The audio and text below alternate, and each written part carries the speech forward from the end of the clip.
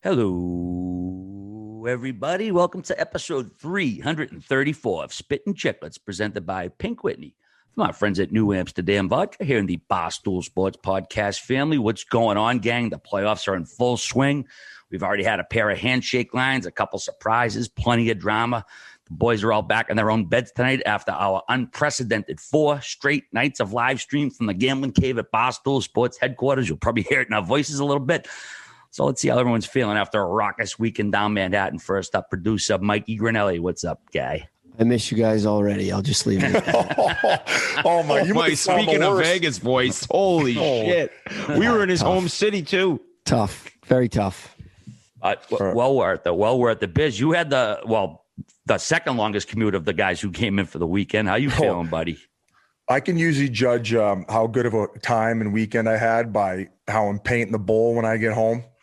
And let me tell you, I might have to book. I might have to book the cleaning lady for Tuesday, Wednesday, Thursday, and I've already ruined my girlfriend's bathroom. So, RA, I will say, given what I saw you go through this weekend, I am very proud of that intro. A very nice hello, everybody. And Granelli, yeah, just stay over there on the IR. We got you this pod. It's because our bets were hitting. That's why my voice is hurting. It's because I was yelling for all our one bets because Matt Murley was here. Oh, the Merles. We'll get to him shortly, but let's say hi to the last member of the crew, the Wit Dog, Ryan Whitney. How you feeling, What's buddy? up, guys? All right, great call. Unprecedented. I heard Big Cat and PFT trying to dog Biz, saying we barely did anything, and all we did was a week of work. We streamed our dicks off for 4 straight nights. We won about 85% of the bets we put in. It was a heater for all ages. Shout out to Murr. Everybody rides. And wow, do we have a lot to catch up on. It's just been so much action nonstop. Tonight was crazy. I cannot believe what just happened to Tristan Jarry on that terrible turnover. But I'm ready to go. Let's roll, and let's get into the series discussions. Absolutely. Real quick, though, I want to send a big thanks to everybody. Sorry. Biz, you thought Colorado was a southern state? Let's get to that later. Fuck. Okay. Yeah. That's just a little tease for everyone. I would say on the NHL scale, I would consider Colorado a Southern team. So my apologies on PMT if I fuck that. And I will say I'm going to stick to my guns because I think a lot of people would side with me, surprisingly to you. I'd say it's about 50-50, especially people from Canada. They think anything south of the border is south. I mean, Colorado is funny. It's kind of on that line. It's definitely not a northern state in the United States, but calling it a southern state, yeah, maybe from Canada, but probably not in the United States. But geography was my best class in high school too, so that's a tough one. Shows for me. how high school went. Yeah. Again, we just want to say thanks to everybody at HQ who takes care of us. There's too many names to mention, but whether it's the merch stuff, behind the scenes stuff, so many folks down there help us out, made the streams run effortlessly. There's so many great kids, people that work down there, and we meet new ones every time. So huge shout out to everybody at Barstool headquarters. And again, Murley, this guy came over from Sweden. He had an 18, I talked to him, I think he's at the airport. He had an 18-hour jaunt home, however long the flight to Sweden, then a 3-hour train ride. Like, I think getting an Uber is bad from 5 miles from my house, so I can't imagine what he had to deal with. So Murley was an absolute superstar this weekend. Everybody rode. He was on an absolute heater. So yeah, everybody rides plane, trains, and automobiles to get here to gamble. So thank you to him. And RA, just to touch on that, all the people at Barstool were awesome. And like those streams are long. I think a few of them we went close to 5 hours, and they just add so much more to entertainment. Obviously, having different types of personalities in the room. We finally got to meet the King of New York. What is it? Little Sasquatch. Little Sass. What a beauty.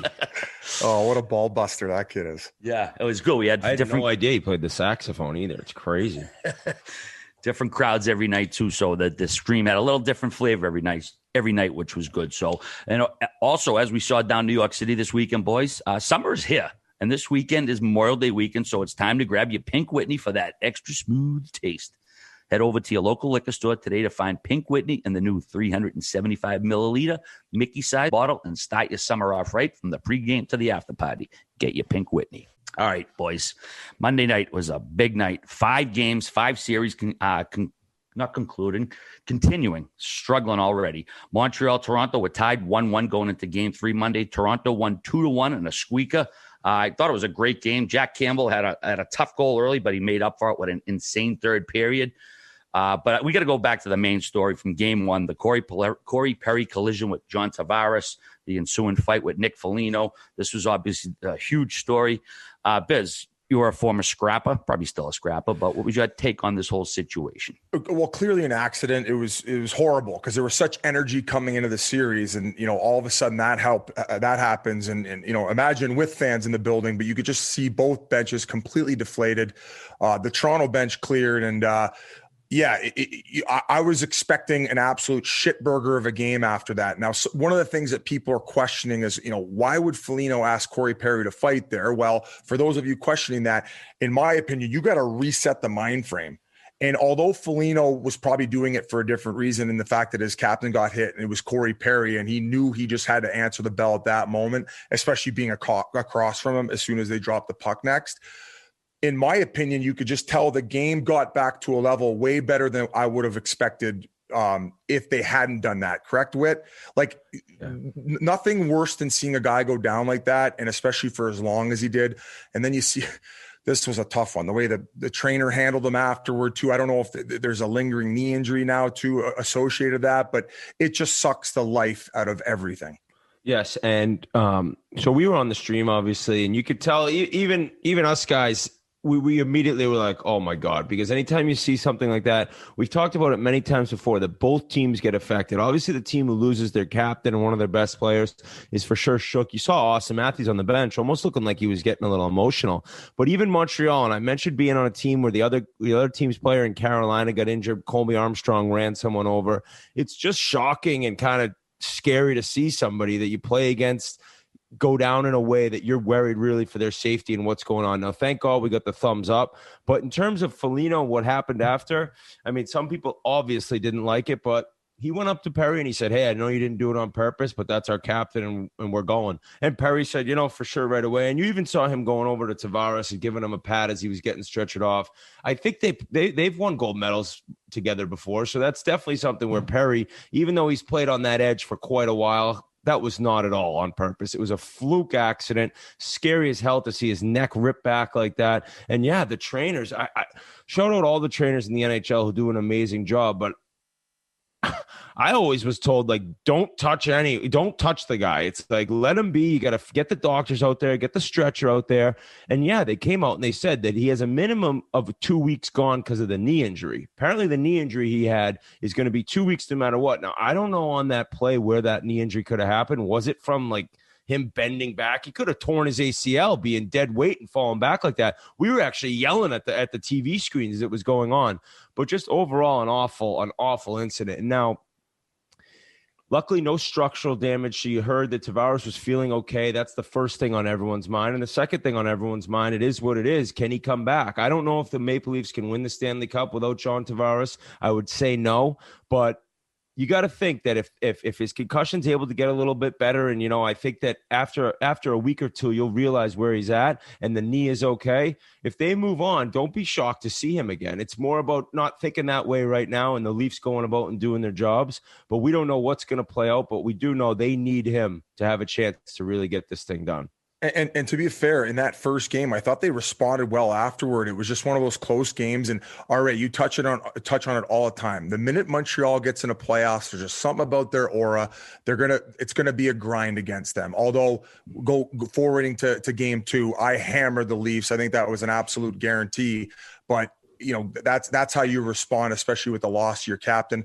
I thought Galchenyuk inserted into the lineup pretty well. And then who was the other one? Was it not Sandin? Who's the other kid who got inserted in? I'm not sure off the top of my head. All right, well, then I'll just go fuck myself. Yeah.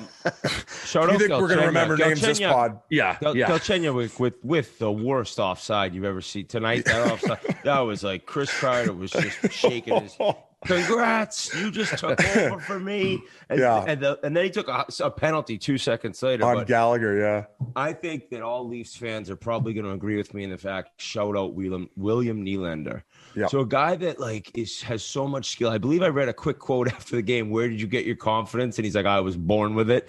Someone that has never lacked believing in himself and really showing that when he plays hockey. And there's times he looks great. And there's times I think Leafs fans want a lot more. he has stepped up his game big time. He's got a goal in all 3. And I think that the way this is shaping out, it's going to go 6 or 7. I think Montreal has to get, obviously, game 4 at home. But Jack Campbell, you know, to show up and do what he did tonight after, I believe you're right. I didn't think that Suzuki goal was very good, Ari. He kind of sucked it in coming down the off wing.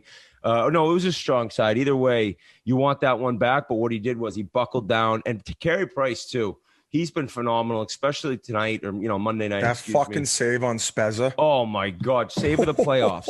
And that was a Nylander pass. That was a sick setup. And you could tell Spezza was just disgusted. I think Nylander already had his hands up. Yeah. I would be so choked too. If I made a play like that, my buddy missed. But going back to Jack Campbell, especially in that I think the last 2 minutes, Montreal had Toronto hemmed in and they were throwing everything at him. And hey, man, the Leafs of the past, yeah, they probably find a way to let one squeak in there, but they held strong. Same with that big block by Justin Hall or however you say his last name. But it's been a tight series in the games. I'd say the only complaint from Leafs fans right now, especially in the 2 games that were so close, is when in the regular season when you have that extra split second and you can hold on to it and maybe you wait for that lane to open up. Maybe a little too cute from the top end guys where they need to be a little bit more direct. You don't need to hold on to it as long as maybe as you do in regular season, where those lanes in playoff time, they'll close up. So, and speaking of that, those lanes and getting pucks through, super impressed with Rasmus Sandin. He only played 9 games this year as a late first rounder 3 or 4 years ago.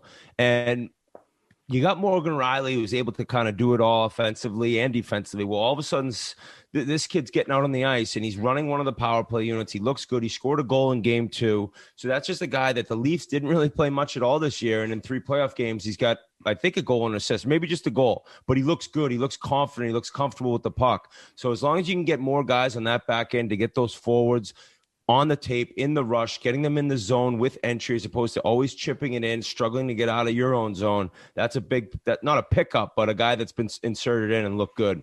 And as far as Montreal fans, I mean, the things we can touch on, the power play has absolutely stunk, completely deflating their offense. In the first period, they had 3 opportunities on the power play to take the lead. They couldn't even get zone entry most of the time when they were able to break in. And I'd say the secondary scoring as far as the back end, I think Leafs defenders right now have 7 points in this series so far, and the Canadiens back end just hasn't been able to chip in. So tough lack of offense. And I mean, Danault, he had a tough year. You think in playoffs he's going to be able to rejuvenate it. He was getting smoked in the face-off circle in game 3. I think he was a -1 in each of the first 2 games. I'm not sure how his stat line finished out in game 3, but they just can't. They don't have any secondary scoring right now. But Cole Caulfield coming in, he kind of proved he should have been in the lineup for the beginning of the series because he came on. I think he hit the crossbar his first shift. He had a chance late to tie it up. I think the shot might have been blocked, but he looked good. He had jump. He had the ability to get some chances, and it's like Montreal just doesn't have the game breakers that Toronto does up front. And this is kind of with Marner being a little quiet. I don't think he's playing poorly at all, but he's not dominating the way he did in the regular season. So I think Toronto moves on. I think we all thought that, but still, it's been a closer series than we thought so far.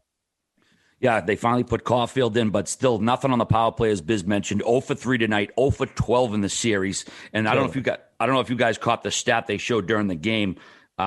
Since 2014, 2015, Carey Price's goals for is just 1.97 goals scored for him in the playoffs, which is woeful, less than 2 a game. They only got 1 for him tonight. So I think he's been playing very well this series, but he just can't get any offense going. One other thing I want to touch on too, game 2. Montreal made that awful challenge for goaltender interference. What the hell was that? We had 2 at once going on. One we thought was going to be a goal for sure that ended up getting called back. But yeah, there was just nothing there. Nothing there at all. And then to know that the power play you're going to have to kill if you get that incorrect is like, I couldn't believe there were usually when you see a challenge, there's something.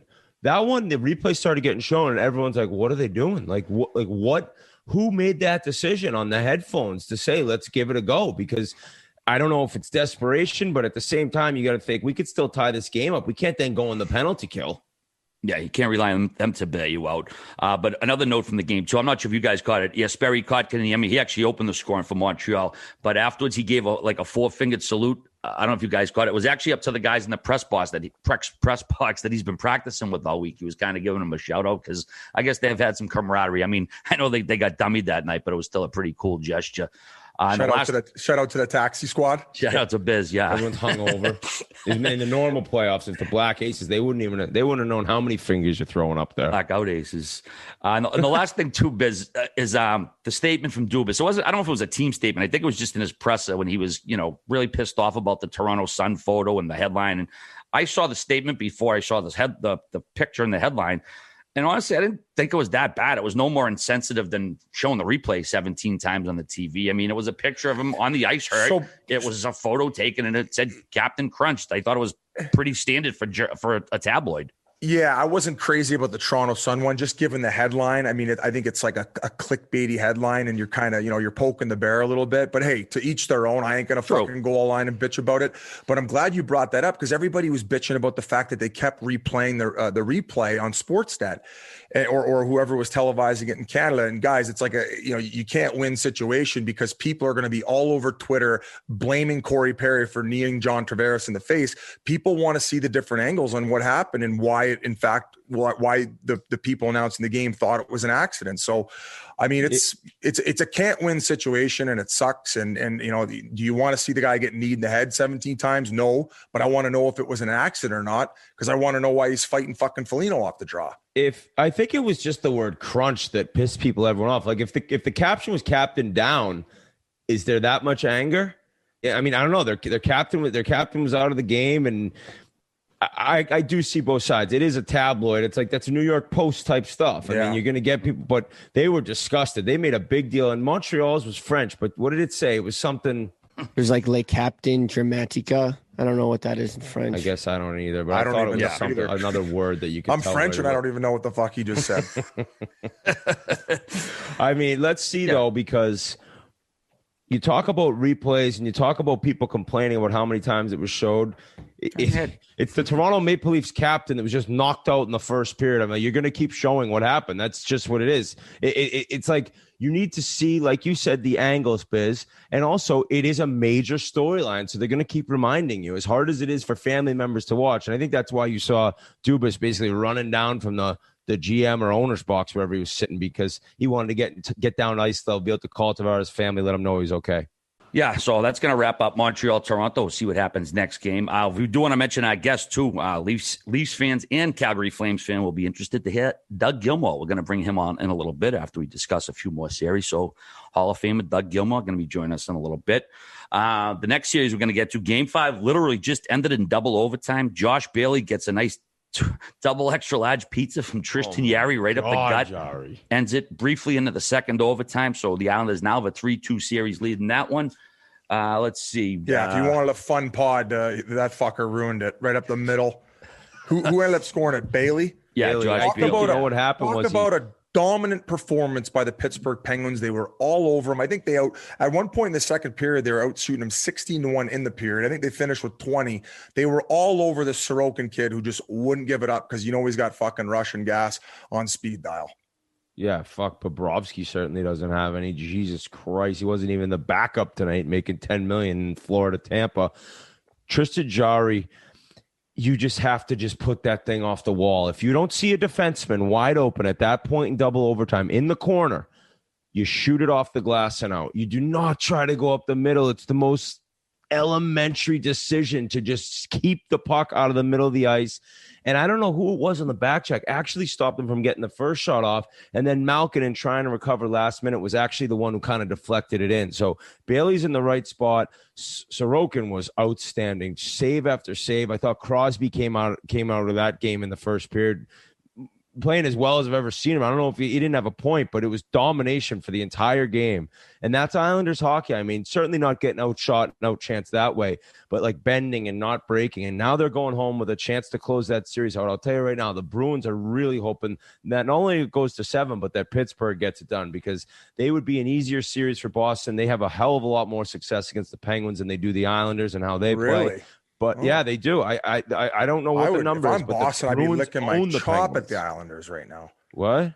If I was the Bruins, I'd be licking my chops at the Islanders right now. Really? Oh yeah. And as far as Crosby the way goes, they play, dude, it's more open than the Islanders. The Penguins, I'm saying. Yeah, and I think the Penguins look dangerous tonight. I mean, if they can get any goaltending, as far as Crosby concerned, I think he had an assist on the Rust goal. He ended up dropping that for him, where you thought that was a bit of a weak one from Sorokin, but I thought it ended up going through a body, and it was just a perfect pick of low blocker shot. Second and third, and even the first overtime, I thought it was all Penguins, and they had them on the ropes. But that's what the Islanders do, man. They bend, they do not break, and they get timely scoring. And going back to that first one, was it Pajot who creates that turnover? Oh, what a play! What a forecheck! What a forecheck! What an effort! And Letang's there, right? And he makes the smart decision of not hitting him, because he probably would have got pegged for interference, but he kind of disappeared into, I think it was him and Zucker were the back checkers. So he ends up dumping it right into Dumoulin, and all of a sudden Dumoulin goes to his backhand and he just pounces right on that puck, creates the turnover. Next thing you know, it's out front in the back of the net so I mean, looking at two of the Islanders' goals, just complete breakdowns out of nowhere. And I think, like I said, I think the Penguins looked very dangerous, and I thought they deserved that game. Yeah, they did. But I think that what you're looking at right now as an Islander fan is, hey, we're up 3-2 in this series, and Barzal's been a little quiet, right? Yeah, I think you look at Pajot and Eberle's been their best two forwards. I know Nelson had that really big goal in game 1, was it? But you look at like the top players on the Islanders up front, I think they've been not great, not poor, but there's a lot more there to give. And I think that Malkin's had moments when he's kind of looked iffy. I think it was what was the score of game 4, guys? Sorry, I'm blanking out here. The Islanders won 4-1. Yeah, and Malkin, I think he had two or three penalties. He did not play well at all. Now, he scored tonight, but you're certainly kind of looking for more from him. That Crosby-Rust line has been their best line by far, and Carter's been good. He had a chance tonight to score, but he ended up getting a nice poke check from Sorokin. So the Islanders, we know what they do. We know how they play. And right now, to be able to win a game when you get outplayed that badly, you got to think their confidence is at an all-time sky high, because when you end up escaping with a win after that type of effort, you're thinking, well, when we play great next game, we should be able to pull this thing out easy and end this series. So there was a puck battle, and I guess some people would have called it interference. And I'm going to ask you about the officiating in that game. Because I think you said something on Twitter about it, right? Oh, so Matheson, yeah, you talking about the Matheson when he hit Nelson. No, his neck looked like a pretzel. No, that was Oliver Wahlstrom. Oh, okay. And so what happened is, and a lot of people on Twitter responding to me like, no, they went to hit each other. I didn't see that. I thought it was more they were going to race for a puck, and Matheson just put the shoulder into him, which actually, Biz, when we were younger, it was kind of a good play. You were allowed to do it, where the puck's 3 feet away, and you just give a guy a big bump. Yeah, you're fighting for positioning there, and that's kind of the way I looked at it from a hockey mindset. But once seeing the replay from the back end, it's like, yeah, he had about 4 feet to wait for the puck to come around the boards. Till then, it probably would have been less obvious. They weren't close enough to the puck, I think, to just bury a guy like that. And I agree with you. The way his neck looked, that was scary as shit, because a neck should not move like that. And then getting up, you could tell he couldn't really put any weight on that one leg. So that's a guy who's played great and awesome. I think it's his rookie season, correct? Was he somehow a rookie last year? I don't think so. But he's a guy who's been awesome all year. He's got a great shot. He always is unleashing one-timers on the power play. So you lose him, that hurts. But shocked there was no penalty call there. That tells you how my weekend went. I thought that was Nelson who got hit there on the wall. Anyway, all right. What do you think of this series so far? I think it's been wildly entertaining. Game 3 was one of the most entertaining games of the whole playoffs so far. There were 5 combined goals in the third period. TNF got the late game winner, but Varlamov got lit up. He gave up 5 goals on 27 shots. He got yanked. They put in Sorokin. He's been unreal. He stopped 29 of 30 in game 4. 48 of 50 tonight. So 77 of the last 80 he stopped, and he's making the difference for this team right now. He's certainly playing Jarry, especially after that pizza in double overtime. I'll tell you what's tough. I was slipping. I did feel bad for Jarry in a sense that he started off horrifically, right, with those goals in the beginning of the series. I forgot to wear his glove. And now they've been talking about how they keep going high glove. Keep going high glove, and he's doing a good job. And then he just throws that large cheese, no onions, no peppers, just extra pepperoni right up the middle to lose a game 5 at home. So It's disappointing, but the Penguins got to think if they have the same type effort and they're able to outplay them like that again, they should go back and force a Game 7. This is the one series I don't think anyone at all would be surprised to say Game 7 before it even started is where it would end up. Hey, it's tough going back from games. I was swinging between Montreal and Toronto to the Pittsburgh Islanders with having fans in the building, especially in an OT situation. Going back, it ain't even close as far as atmosphere.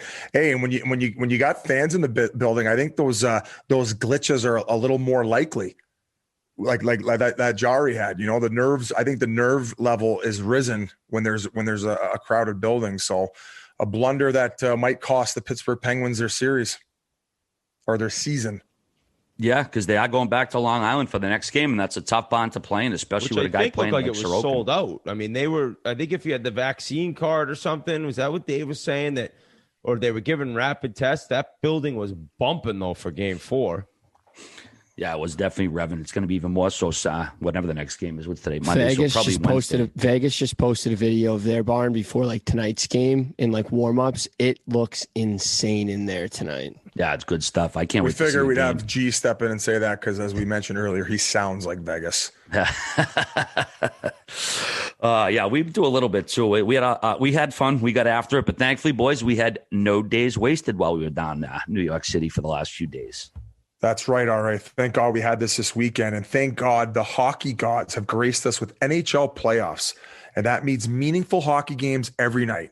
You might be knocking back a couple beers or sipping on the birdie juice. So you need to be ready to conquer your next morning and make it work without feeling useless. DHM Detox has your back. It's your ultimate drinking buddy and is the vitamin for when you drink and celebrate. No more feeling like a bag of bricks the next day after boozing with.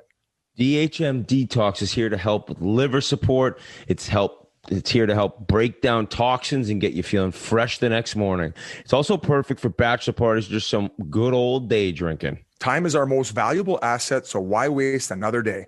For just a few dollars per night, you can be prepared for all of life's moments. The team at No Days Wasted is here to help you be your best and get you to do, for fuck's sakes, is here to help you be your best and get back to doing what you love after a night of drinks wit. No worries, Biz. I'll take it over. You got to take 2 capsules after your first few drinks, and it goes to work. Double up with another packet if you're having a big-time night like we did in NYC. DHM Detox is part of our drinking routine, as well as thousands of Chiclets listeners. The packets are easy to share with friends and family. They've got recovery bundles with DHM Detox and Hydration Replenisher, an electrolyte drink mix that helps you hydrate and helps boost your immune system with vitamin C, D, and zinc. Check out the bundles for the ultimate recovery experience and never miss a beat, so you can hit the early morning meeting, work out, or just feel like a normal human being the next day after a few drinks. DHM Detox is 100% risk-free purchase on your first box. So if you don't love it, they'll refund you. This is a no-brainer. So at the very least, give it a shot, and if you don't like it, get your money back. We're going to hit you guys with a promo code. Just head over to nodayswasted.co and use promo code BIZ20 for 20% off. That's nodayswasted.co for no days wasted after drinking with BIZ20. Woo-wee! Little stumble there, but we recovered. All good, buddy. All good. All right. Well, the Panthers are not dead yet. The Sunrise crowd Monday night was huge as the Cats grabbed a 4-1 victory in Game 5 to cut the series deficit to 3-2. And Spencer Knight was the story tonight. His 4th ever start, first ever playoff start, stops 36 of 37 shots. He's definitely going to be the starter for Florida next game. Interesting, Chris Driedger was the backup, and Sergei Bobrovsky, he of the $10 million salary. He's got 5 more years left at that. His record is 1-2 with an 8.41 save percentage, 5.33 goals against, ranked last among all goaltenders to play in the playoffs this season. Wasn't even dressed tonight. But again, let's give Spencer Knight his due here, Whit. Unreal player, unreal performance to show up on this stage and go down early 1-0. I don't know if it was the first shot of the game, but it was real in the first minute. Yeah. Blake Coleman made an amazing play and passed it over to Colton to go up 1-0. And the kid he held firm, he held steady, he didn't give up a goal the next 59. And Florida got a great effort. I think that Marchment's goal, the play, if you look at the play Barkov made behind the net, poor D zone coverage with two Tampa Bay players going beneath the goal line, and Barkov makes this beautiful backhand sauce that lands flat. Marchment buries it, and I think that if you look at what this series has been like, if Spencer Knight had started game one, we're looking at a completely different ball game, and the thing's still 3-2. So the hatred's been there. Now I'm curious to see what comes up from the end, because Patrick Maroon gave it to Achari right off a face-off. Who knows if he gets a game for that? Looked like it could have been in the face. I don't know how the league will really look at that, but the action's been phenomenal. You talk about the fans, Biz. Oh, my God, was that crowd crazy tonight in Sunrise. We were flipping back and forth, so all of us are catching little bits and pieces of each game. But the Panthers, they weren't going to lay down, and they certainly didn't get the start they needed. But to have a goaltending performance by a rookie who played in the NCAA tournament and in the NHL playoffs this year, I don't know how many times that's ever happened. I think they said it was the first time it's ever been done. Really, to start a game in both. Yeah, that makes sense, actually. First time. So World Juniors, too. Yeah, and World Juniors. So I think that Florida's got to have a newfound confidence knowing that they might actually get a fucking save. But I just can't believe what Kucherov's done. And even though they lost tonight, 9 points to the first 4 games, he's tied leading the playoffs in scoring. He's been so good. He made a play tonight that it didn't end up scoring. Puck came around the wall to him in one motion, a behind the back, no look past the middle. They got a great chance on net. So shutting down this team and winning the next 2, I don't think is possible for Florida. But who knows? If they get to a game 7, you never know what can happen. But I just think Tampa's too big, too strong, and Florida showed a lot of courage and had a great performance in net. I just think it's too little, too late. They should have had this guy in net from game 1. Yeah, I think that the way this was going, I'll be grateful that we see 6 games of this rivalry and a newfound rivalry at that, man. I mean, like you said, with the intensity and just like the scrums after every whistle and the genuine hatred. And I mean, probably the funniest thing I've seen in playoffs so far was fucking Pat Maroon clucking as the Florida Panthers were going off the ice with the chicken dance. I don't know if you caught that one, RA. You can't not laugh when somebody does the chicken move to someone. It's an auto laugh. It's like a fart. It's like second grade stuff, but it's hilarious. I would love to see the series go 7, Biz. Game 3 was an absolute classic. Florida won 6-5 in OT. Blomberg fucked her. Blomberg won it in OT. But the story from there, what we want to obviously bring up, Keith got scratched. He had played 979 straight regular season and playoff games. Hadn't missed a game since, March of 2009. Quenneville called the decision extremely difficult. We had a number of defensemen who play probably comparable to those guys that have been out. With Jans, we're always aware of the situation in the regular season, but we made a decision to go with a different group. If for the most part, the game was fine, but he handled it well. Not an easy decision to make and not easy for him, but he handled it like a great pro.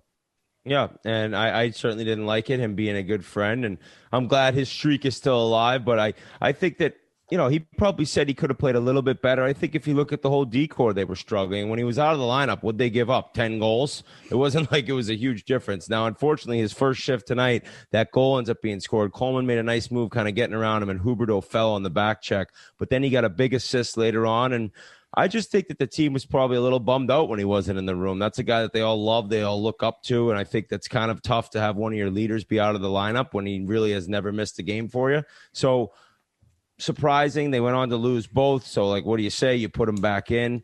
It's just a team that I think relied a lot on Uyghur, who we talked about, and how good of a season he had. He did score tonight, but he hasn't been his usual self this series. I don't think he has not played as well as he did in the regular season.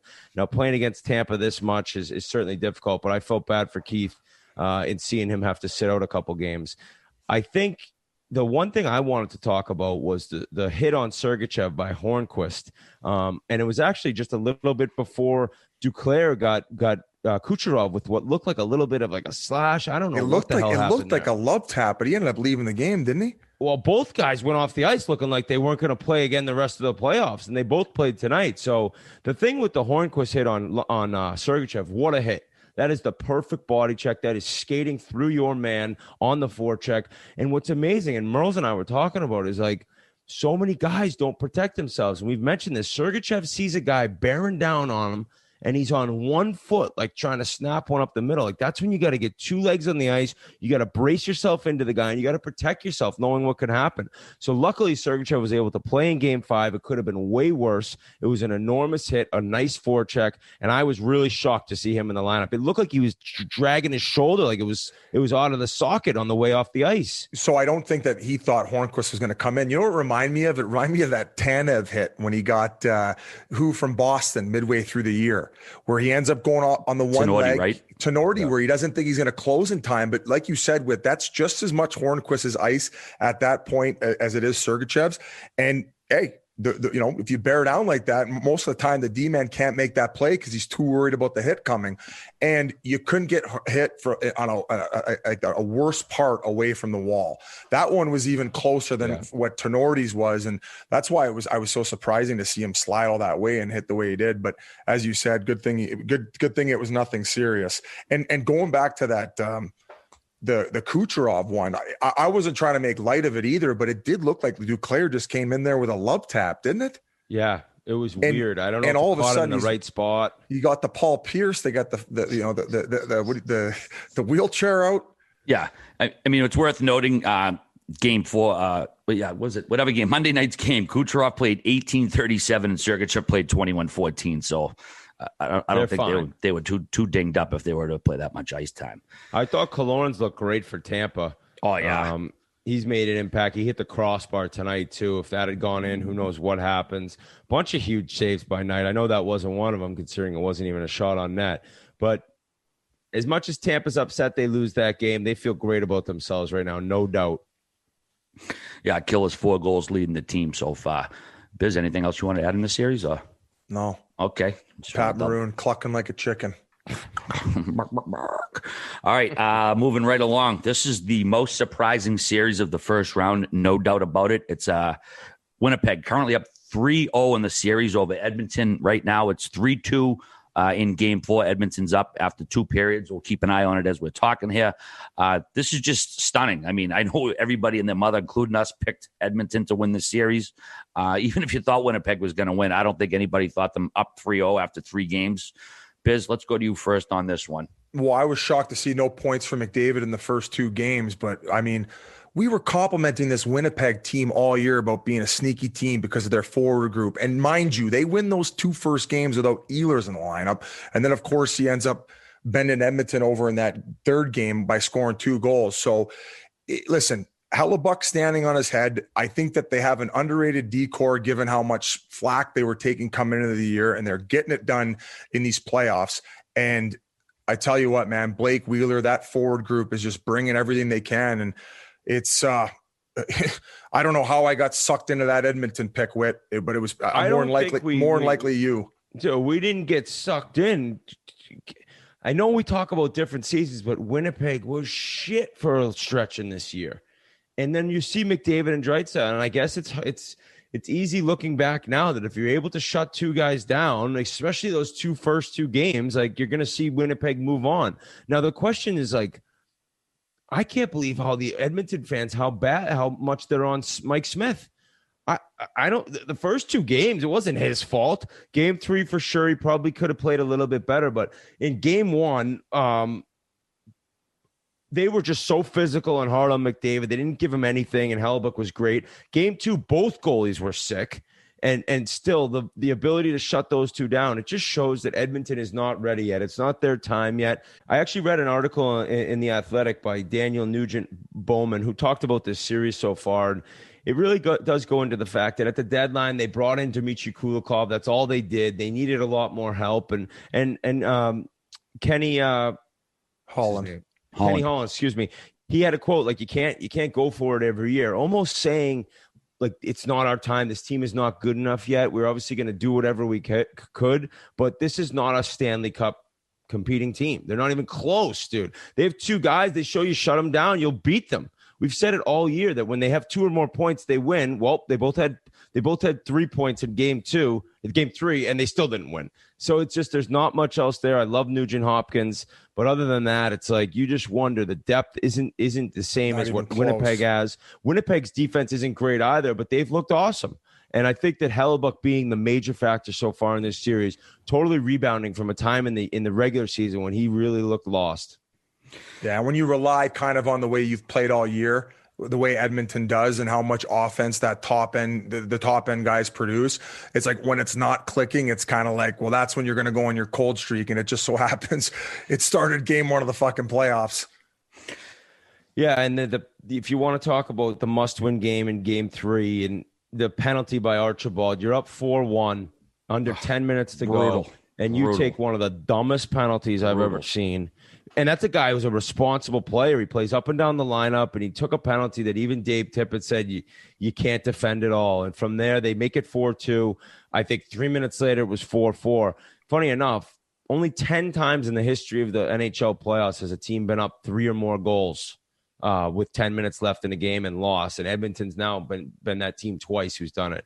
But I just going to bed last night at 4-1 thinking it was over and doing the 2 a.m. piss check on the gambling and seeing not only I lost, but that they fucking blew it the way they did. I was disgusted as an Oiler fan. Once an Oiler, always an Oiler. My name's in the fucking room in that locker room. I played for that team. I root for the Oilers. I thought they'd move on to round 2. Now, granted, it looks like this looks good in Game 4 right now, but who knows? They'll probably blow it in the 3rd. Yeah, Josh Archibald, that penalty, he was clipping Logan Stanley. He actually gets suspended for Game 4 tonight. Just, like I said, a brutal, indefensible penalty. You got the game in hand for all intents. Less than 9 minutes left, a 3-goal lead. Just brutal. Hellebuck, awesome so far, not including tonight. 3-0 with a 1.55 goals against, 9.58 save percentage.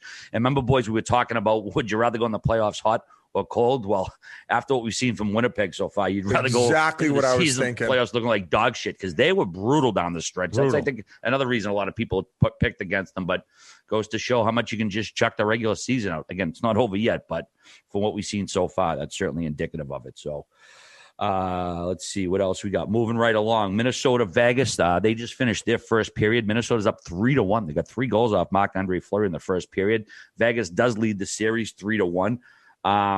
This was a case I thought Vegas really woke up. I think it was the Friday night game when they won 5-2. It just seemed like it all came together for them, but obviously not right now. So what do you got on this series, brother? Well, Minnesota goes up when they win the first game of the series, and next thing you know, it's 2-0 in Game 2. And the panic's setting in for these Vegas fans, and you realize, like RA said, wakey, wakey, Golden Knights, and they came out humming. And I think Alex Tuch so far has been so good. Now, can they move on and get the job done without Pacioretty? It's like, I don't know. I've said this for a while. And what's odd is when he went out in early May, it didn't sound like anything serious. There was nothing mentioned in terms of long term, and now nobody really knows what's going on. Nobody knows why he's out. Nobody knows when he'll come back. So I think if you look at this series, Vegas is deeper. Vegas is better. I know I picked Minnesota, just kind of throwing out a possible upset with this magical season Minnesota's had and really looking at their prior record versus Vegas over the past 2-3 years. But this team's at a different level. I think that when you get the offensive going, Stone was able to contribute a little bit after being a slow starter in Game 1.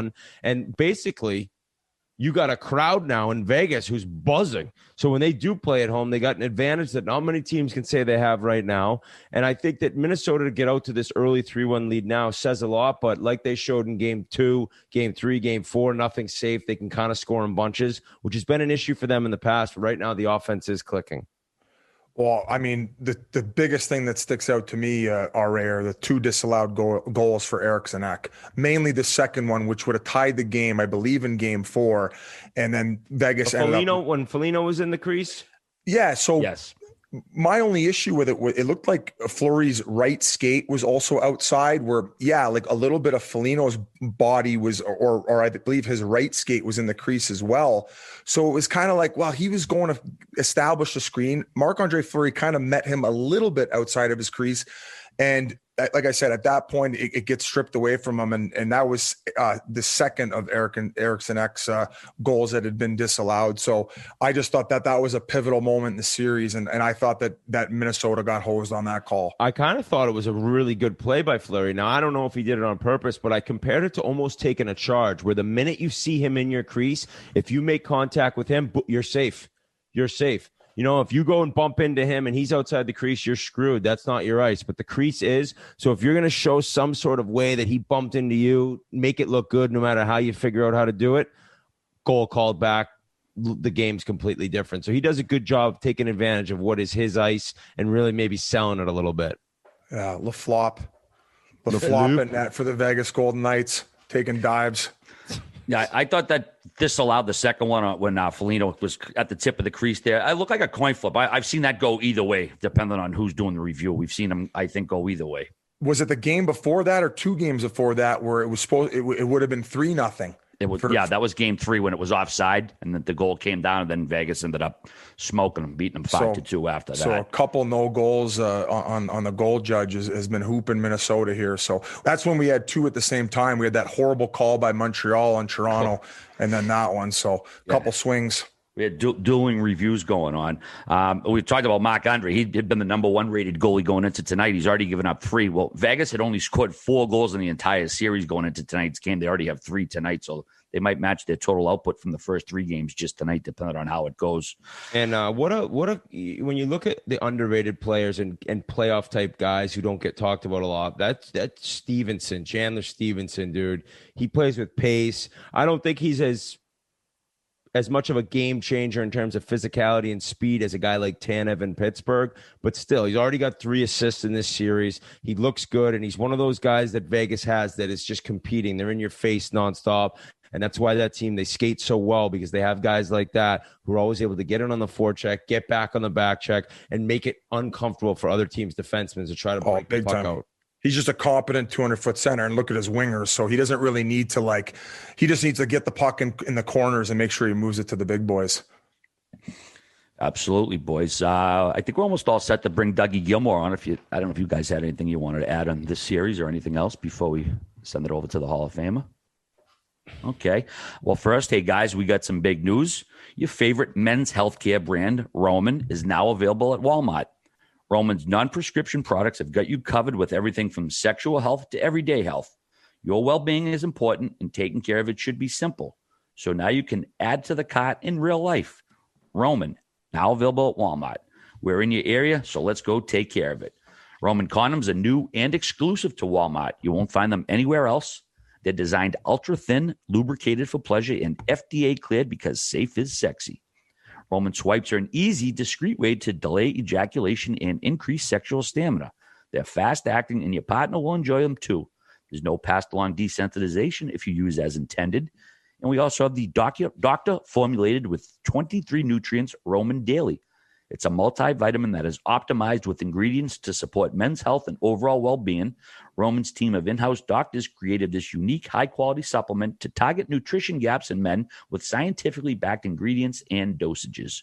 Remember, those supplements are not a replacement for a healthy diet, exercise, and good sleep. You still got to eat your greens and get your steps in. Guys, got to take care of your needs. So visit your local Walmart store today and check out Roman's line of men's healthcare products.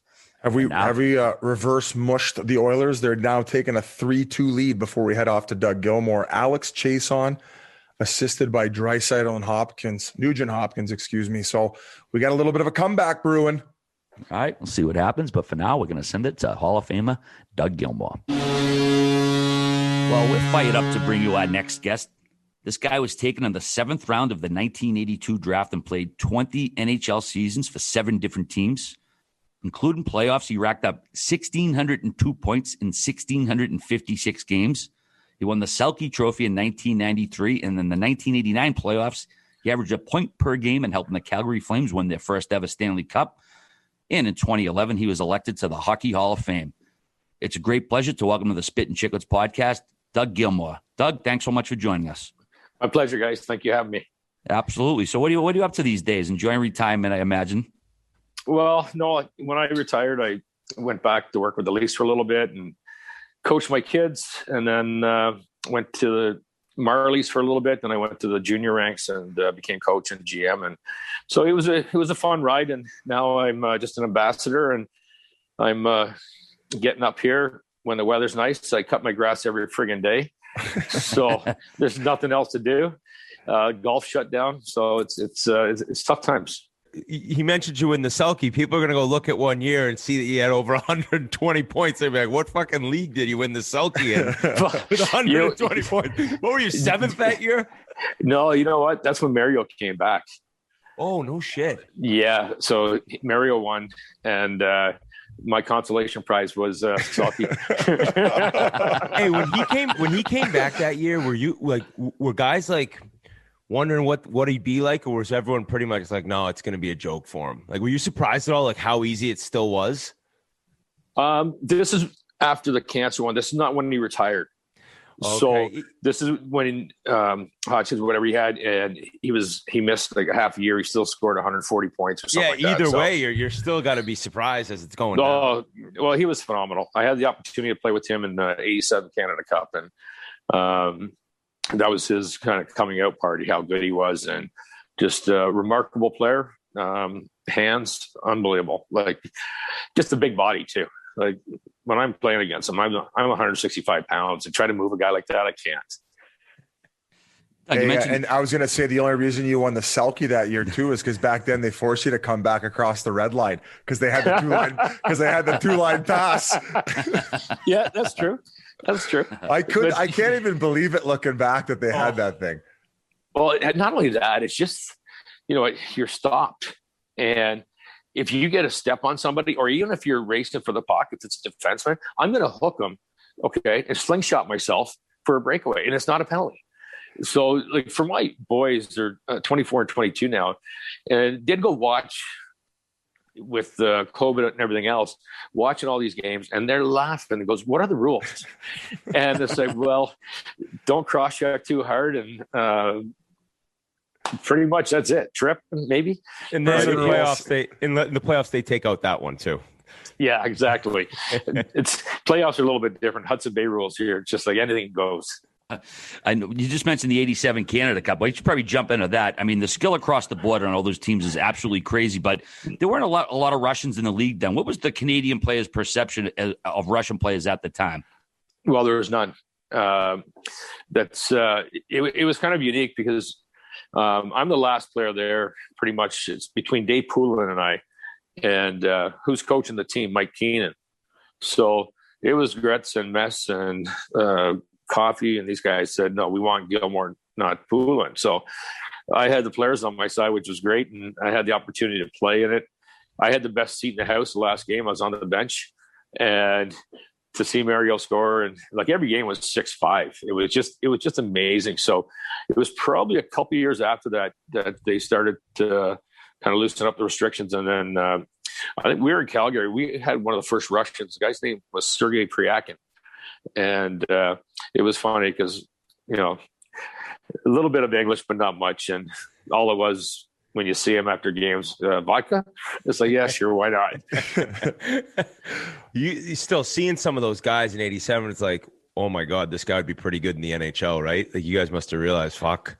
Oh yeah, Larionov and Makarov, and Krutov there too. But it was like Makarov was just, I played with him in Calgary after we won the cup, and just unbelievable hands. And like, imagine if he was a younger version, and even Igor playing for a long time, and Hall of Famer, just unbelievable. Like just so good. Like you talk about, it's pretty much analytics where they would go back with the puck and they're not going to give it up. And they'd go forward, then they'd go back again, and then they'd go forward. It's almost like you're too tired to watch this. Just take it in. Now, despite like all the political ramifications at the time, communism was still a thing. Was there like an automatic sort of built-in mutual respect because you guys were all basically hockey players at this high level? Actually, after the Canada Cup was over, we had a little party back in some of the rooms, and somehow somehow Makarov and Larionov and Fedosov got to the party, and they were asking a lot of questions how they can get over here. So it was right around that time. Yeah, like, can you still walk from Russia to Alaska? I was going to go back to the draft, 7th rounder. At the time, did you feel like you'd been snubbed, and did that create a chip on your shoulder? Yeah, there's I got passed over my first year. We won the Memorial Cup. We had Dale Howardchuk, Scott O'Neill, Mark Crawford, Fred Boynstruck, Fred Arthur. Like we had a lot of good players, and Dan Frawley was on the team too. I think he's living in Pittsburgh to this day. But it was a great team, and I got passed over. That's fine. I was defenseman coming in. I got drafted to Cornwall, and I was 145 pounds, and the the scout that hired me and the GM and just said, we're going to move you forward. So I was an offensive defenseman. So the transition wasn't that bad. And I got to learn from Howard Chuck kind of real quick. And so the next year, he's gone to Winnipeg and had the opportunity to kind of be the top line. And so I had 116 points that year. And then, our team, we had Jim Kite got drafted first round to Winnipeg. We had a guy named Brent Loney. He went the third round to Philly. And then I went to seventh round. And so I had a huge chip on my shoulder.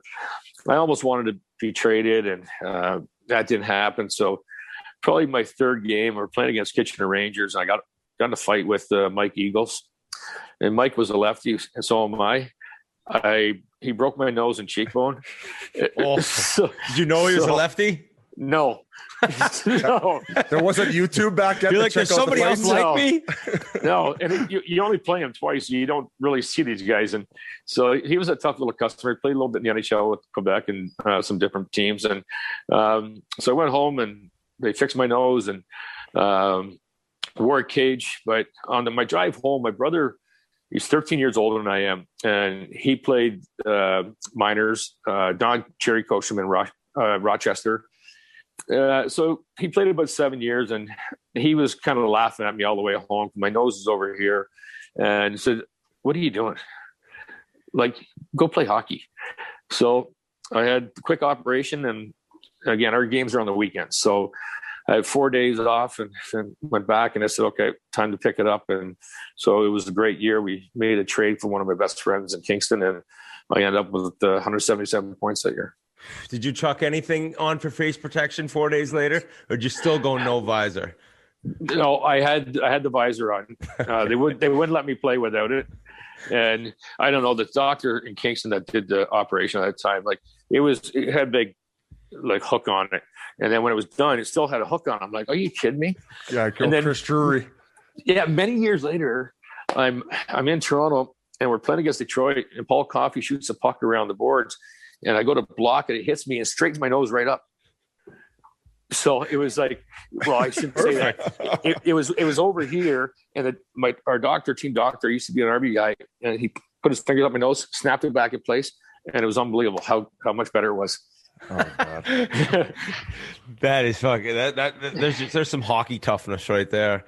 I've read and heard you talk about how, your family, they all worked in penitentiary system, right? From where you grew up, and that your brother is that much older than you. But for the most part, your father, he pretty much laid down the law and told you what it was like, how hard you had to work to become successful. So looking back, like, what memories do you have with him in terms of growing up with the game? Well, I think my brother, like everybody says, my brother was a better player. He was a little bit shorter, but he was stockier. He could fly, but he didn't like criticism. So he more or less told a coach to F off all the time. And so he was moved around a little bit. And so, things kind of came natural playing in Kingston, small town.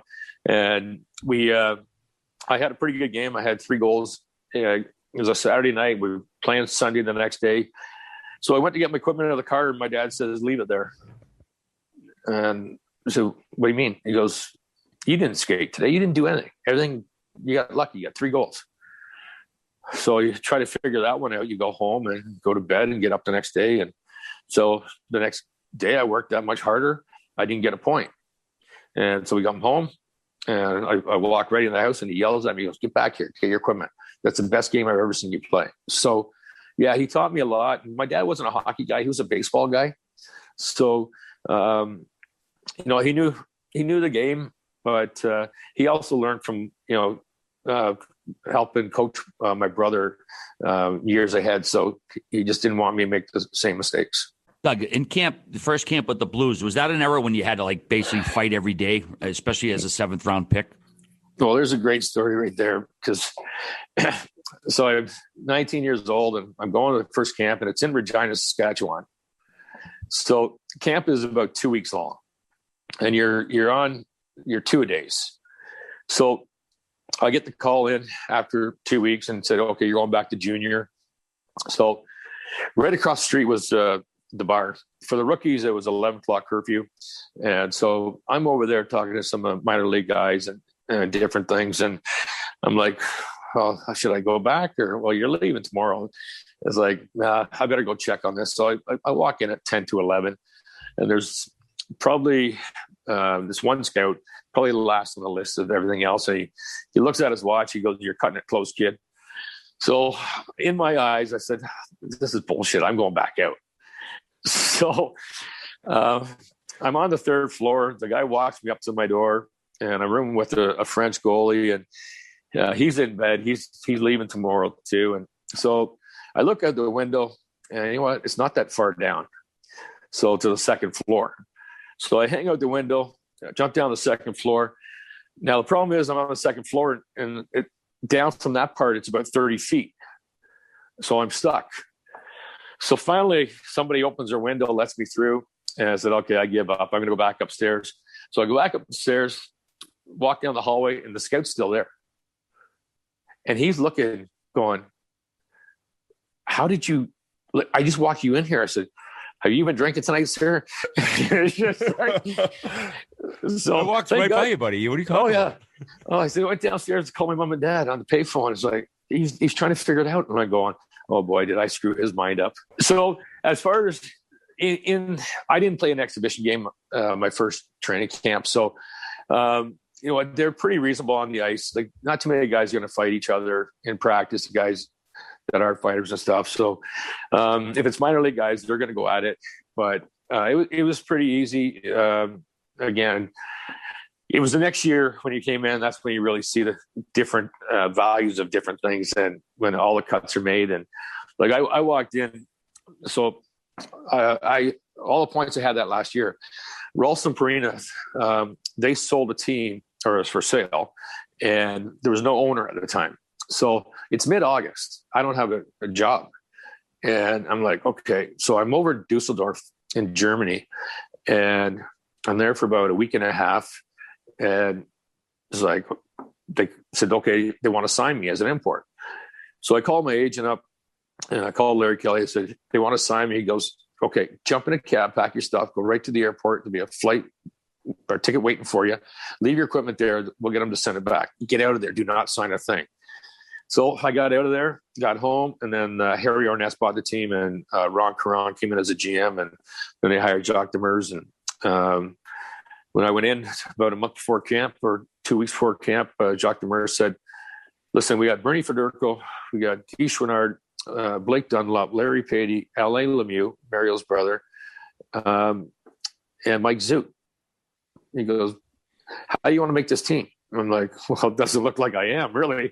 So he goes, can you check? And so my dad saved my contract, my first pro contract. It was 65 pro, and after 40 games, or it's 23 minors, but after 40 games, it was a one-way contract. So I checked, and it helped my career because I got to play against the best players all the time. No power play or anything, but it was a fun ride doing that. You must have had a night, the night you played your 40th. You're like, yup, this is a one-way deal. Are you kidding me? No minors money this season. Yeah, it was kind of special. You know, obviously things changed as time went on from the 80s, 90s, and 2000. But yeah, I was happier at picking crap. I had a beautiful apartment there, $350 a month. So I even rented it out in the summertime for 2 months to other players, just to they could have their own little villa. Yeah, that was the time when, I mean, there was rumors like the Blues were going to move, right, to Canada. To Saskatoon, yeah. Wow. Imagine Saskatoon possibly getting a team now, Biz. I think it'd be great. Was St. Louis as rowdy back then? Because you hear about all these former players who played there, and it's just like it's a bit of a party town. It is. You know, they had the Landing downtown, but then they had East St. Louis, which is actually in Illinois. And there's a place called That's Pops. Where the strip club's at. Yeah, 2 strip clubs, the Oz and Pops. And Pops was 24 hours. So when we had our year-end party, we'd be over there and then walk into a metal detector, go into Pops, and we had police vans that were driving us around. So you imagine walking out at 7:00 in the morning. It's daylight. It's like, this has been a long shift, guys. Let's get home. Last man standing. Exactly. Well, speaking of strip clubs, I got to get to it. You get traded to the Leafs. We'll go back to how that all went down, but you go to the Leafs halfway through a season. Team stinks. The next summer, Pat Burns comes in, and you met him for beers at a strip club. Is that true? To talk about next season and what you guys could become as a team? He said, "Where are you?" I said, "I'm here," and he goes, "Meet me at the rink." So I met him at the rink, and then we went to a strip club for about a half hour, and then people started to recognize us. And he was kind of telling me what I had to do. He goes, "I want you to be the best player in practice, and everybody will follow." So, but Pat was, I guess, he like kind of a father figure to a friend to a cop. You know what I mean? Like he had that disposition that is like he scared the crap out of me. So it was fun to play underneath Pat. I had my best years with him, but he was a great man, and just old school, right? Yeah.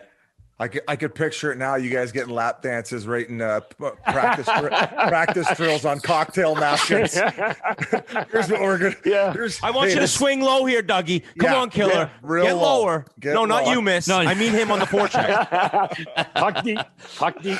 Get it in. Yeah. Make sure good net front presence. Exactly. Yeah. Low to high. Fuck, no, but we skipped away from St. Louis too quick because Brian Sutter meant a lot to you there, right? And is it true he gave you the nickname Killer? Yeah, well, Brian was my roommate for 5 years, and my first time we're playing an exhibition game in Chicago. He's going out with his brothers after the game, and I'm 20 years old, can't go anywhere. So I got the first bed. He comes in, had some beers, hits my bag. We're on the 27th floor, goes head first in the window, and he called me Charlie. Charlie, you little fucker, where are you? And I'm like, I'm under the covers like this, just shaking. And he was probably the most intense person I've ever played with. He taught me a lot, how to prepare. You say, don't take the game home with you. Yeah, you took the game home with you. So he called me Charlie, and because I was 155 pounds and I had a mullet and I looked like Charlie Manson. This is not the best story in the world. Killer's way better than Charlie. Yeah, exactly. Yeah, I might want to stay away from that one. I want to ask you, Doug, too. Now, you're a 20-year-old rookie. Jocked him as a coach of the team, Brian Sutter, captain. But it's a relatively young room. So were you intimidated in there the first time? Was it very comfortable for you? What was that experience like? No. Again, Brian was my roommate in training camp all the way through exhibition games. And then when we get on the road, and it was they welcomed me in. It was amazing. Like, honestly, timing was everything. Like that, the year that I was going in St. Louis, because they didn't sell the team, Russell Perina, the draft was in Montreal, and they didn't have a first, second, or a fourth round pick, but the ownership told the GM, do not draft one guy that year. So my 7th round pick became almost like a first, second, third round pick. So imagine we didn't have one draft pick that year, and that's 12 rounds. So again, they welcomed me in, and I'm nervous. You just sit there, you listen, and it was a lot of fun. That's all I can say. And we had older guys like Pat Hickey was there, obviously Bernie Federko. They all helped out. Because you went in so undersized, did they try to put you on some type of like weight routine or some type of diet, especially because you were becoming a checker at such a small weight too? Yeah, and again, if you see me in the summertime with shorts on, get the scissors and cut the strings. It's like, to this day, no, you know what? I didn't feel I was small when I was out there. Just, what? It's the mind game. Because if somebody's going to hit me, I'm going to get you back. And it kind of that mentality that, okay, imagine my first time in Philadelphia. So we're playing, and I'm looking over at their side and looking at their lineup, and I'm staring at this guy, and Brian Sutter stops right in front of me. He goes, what are you looking at? I said, who's that guy? And he's only about 30, 31 years old, but he had gray hair. He goes, that's Randy Holt. Do not go near him. Do not look at him. So again, the preparation that these guys put in for me is like, it really helped. And again, you're going to run into situations, but for the most part, it was just, there was so much respect, because if there was something that happened, it could be bench clearing brawl. It could be anything. So you didn't do it.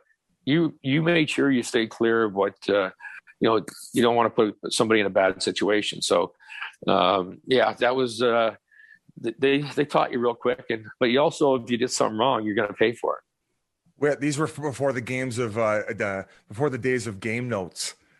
Nowadays, you get the game notes to let guys know about the PIMs and who the guys are. Back then, it was kind of like, oh yeah, fuck this guy. Whoop, boom, you're done. We only had the lineup. Okay, who's up there? And the best players in the league, but sometimes you don't know the other guys. You don't know the heavyweight that just got called up. The heavyweights do, but they don't know everything. Like we had Jack Carlson on our team, and you know what? Hanson brother, right? The other two brothers are the Hanson brothers, but Jack was tough as nails, from Minnesota, and his best friend was Paul Holmgren. Well, don't you 5 minutes into the game, they're fighting each other. And it's just like, okay, then this is how this world works. Doug, we were talking about size an awful lot. Do you think the league is still too hung up on size, even after all these years? We've seen so much success, guys like Theo Fleury and Brad Marchand. It still seems like they have too much of an emphasis on it. Do you agree? I think it's waved a little bit. That back in our days, it was harder. Like in the 80s, especially 90s. When I played with Theo in Calgary.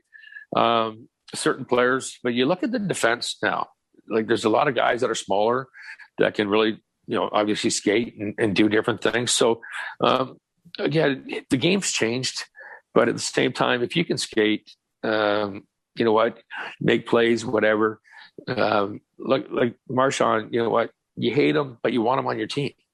And you love guys like that. And then, of course, after St. Louis, you end up getting traded to Calgary, Stanley Cup '89, which sometimes I think it even gets overshadowed by your presence in Toronto because you had a nice run there. But people sometimes forget you won the Cup there. Terry Crisp, you guys had an unreal season. Take us through that year. Lanny McDonald, his leadership. I think the whole league was rooting for him to win it that year. And you guys end up beating Patrick Roy and the Canadiens in the Stanley Cup final. Yeah, we were loaded. Our fourth line was like Mark Hunter, Brian McClellan, the GM. We had Yuri Herdina, you had Lanny. The third line was Paplinski, Otto, and Tim Hunter. Well, that's not a fun line to play against. Oh my God. And mutants. Yeah, and then you got myself. Colin Patterson, Joey Mullen, and I. Then we had Gary Roberts, Neuendijk, and Hawken Lube. So on defense, McGinnis, Suter, McCrimmon, Jamie McCowan, Dana Merzen, Rick Natchez, all big bodies. And it was just, we will get into the Calgary thing in a bit, but it was a good team. Theo Fleury he didn't come in till halfway through the year. So we had a lot of talent there, and Crispy was hilarious because, I got yelled at many times the first month, and go in the dressing room, and Lanny says, "Have you figured it out yet?" I said, "What do you mean?" He goes, "Don't listen to him." So we were good enough to do it on our kind of our own way, but Crispy, he was a piece of work. Lanny McDonald, I would love to get to chat with that guy because nobody's ever said a bad word about him. Like RA mentioned, everyone wanted him to win. And now, I don't know his exact job position, but isn't he the person who calls to let guys know they've been elected into the Hall of Fame? Yeah, he's on the committee now. He's the guy that makes the phone calls. What a cool experience to hear from him, a guy you won the cup with, and to let you know, that you were going into the Hall. It's only a matter of time, but still. Yeah, you know what? We don't play hockey to go to the Hockey Hall of Fame. You play to win, and to win that Stanley Cup, and it's so kind of unique. And it took me some time to get there, but I actually who called me was Pat Quinn at the time. He was on the selective committee, and so really didn't know how it worked. And then I got a phone call from Mike Gardner in 2011, and he just said, "Okay, I voted. You have to have a representative for you on the committee to put your name in." So he did, and then they voted, and I got it. So Pat Quinn made the call, and I was sitting at a restaurant with my youngest boy, and all of a sudden it comes up Hockey Hall of Fame, and he spills chocolate milk all over my phone, and I'm going, "This better work. This better work." So it was a great experience. The Tom Webster incident, was that when you were in Toronto? When you Calgary. So you end up scrapping with a coach. How did this whole incident play out? Well, you know what? I'm an asshole on the ice. So, but you get off the ice and you look back, go, did I really do that today? So a different human when you get on the skates. 100%. You put your helmet on and you got to compete. And he was chirping at me. So I think we were losing. So I went over to say something to him, and kind of just went like this. And he didn't really punch me, but he kind of pushed me back. And so the problem is I got suspended too. So it didn't work on my behalf. So you're a little squirrely like that, always on the ice. Like you said if a guy got you, you'd always get him back. Would you tell him you're going to get him back, or would you just do it? Oh no, I'm getting him behind the knees. I'm going to hit you in the calf as well. Your calf will shut down the third period. Get him with a tranquilizer dart. Oh, you know what? Honestly, I'm going to do the worst thing in the world. And it's like, there's so many times they're bigger guys and everything else. So if I'm in front of the net, I used to have a piece on it looked like I had a little hunchback, but that was a little for cross checks. So if I knew I was going to be in somebody's area that I didn't like, well, he's going to cross check me. I'm going to go down, but I'm coming hard with my skate up. So it doesn't feel that good. Well, you mentioned, we'd get into the Calgary situation, and later on it ends up being a 10-person deal. You get traded to Toronto. Probably one of the biggest fleecings. And I was on the side of a fleecing. The Penguins got Chris Kunitz and they gave up me. So you got to be the Kunitz of the fleecing. And I hear you. But when it all went down, hadn't you heard a couple months prior the GM there saying he wanted to trade you, and you didn't even tell your teammates till a little while later, no? Well, it all started by I was going to arbitration, and it was that never ends well. Yeah, so it's probably the first month of the season, and so the arbitrator comes in town. I look up and he's in the penalty box with the GM. Well, that's a good start.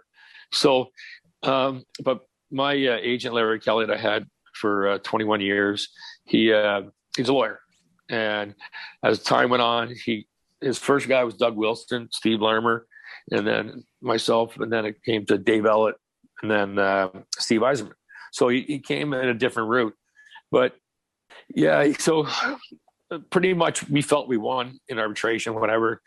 Risebrow, that was his first GM job, so he wasn't quite ready for the arbitration against an agent. So again, it was fine, and we're playing in San Fran at the Cal Palace before San Jose rink was ready. So just like old school, joining door. I got up at 7:00 in the morning to go to the bathroom, and there's a joining door, and I could hear somebody on the phone screaming my name. I'm going to trade that bastard, and blah, blah. So I'm laying on the floor at 7 a.m. in the morning with my ear to the door. And Tim Sweeney was my roommate, and he goes, "What are you doing?" He goes, "He mentioned your name too. Come on over." So we're both sitting there. So I told my agent, I said, "Listen, I'm in a perfect situation. Team Canada at that time, the understays, played out of Calgary. I'm living in Calgary. I'm going to put pressure on him. I know I'm going to be traded. He already said it. So we played New Year's Eve. We had a party afterwards. And that after it was all done, I told the guys that, hey, guys, I'm not coming back tomorrow. I won't be at practice. Wow. So I walked in. I was up till about 2 or 3 and walk in at 8 o'clock in the morning. Practice not till 11. Pack up my equipment. And Paul Baxter says to me, what are you doing? I said, I'm leaving. And he goes, well, Riseborough's upstairs, go see him. So I made sure we sat at a long table. So I was at one end that he couldn't smell me. And I didn't have the heat on my chest at this point in time, but the Vicks vapor rub in the locker room. Hey, you were leaving anyways. Didn't matter. Yeah. So he goes, if you walk, I'm trading you. I said, okay. So 24 hours later, 10-player deal. So come on, it was in the works. And so I didn't know where I was going. And he called me the next morning. He said, okay, you've been traded. I said, okay, thank you. And I went to who? And he hung up. So I didn't know who I was being traded to. So then Rick Wamsley called me. He goes, you're in the deal, right? I said, I know I've been traded, but where'd we go? He goes, Toronto. And I said, okay, great. So we flew to Detroit that day, and it was a fun ride. How pumped were you as soon as you heard Toronto? Yeah, you know what?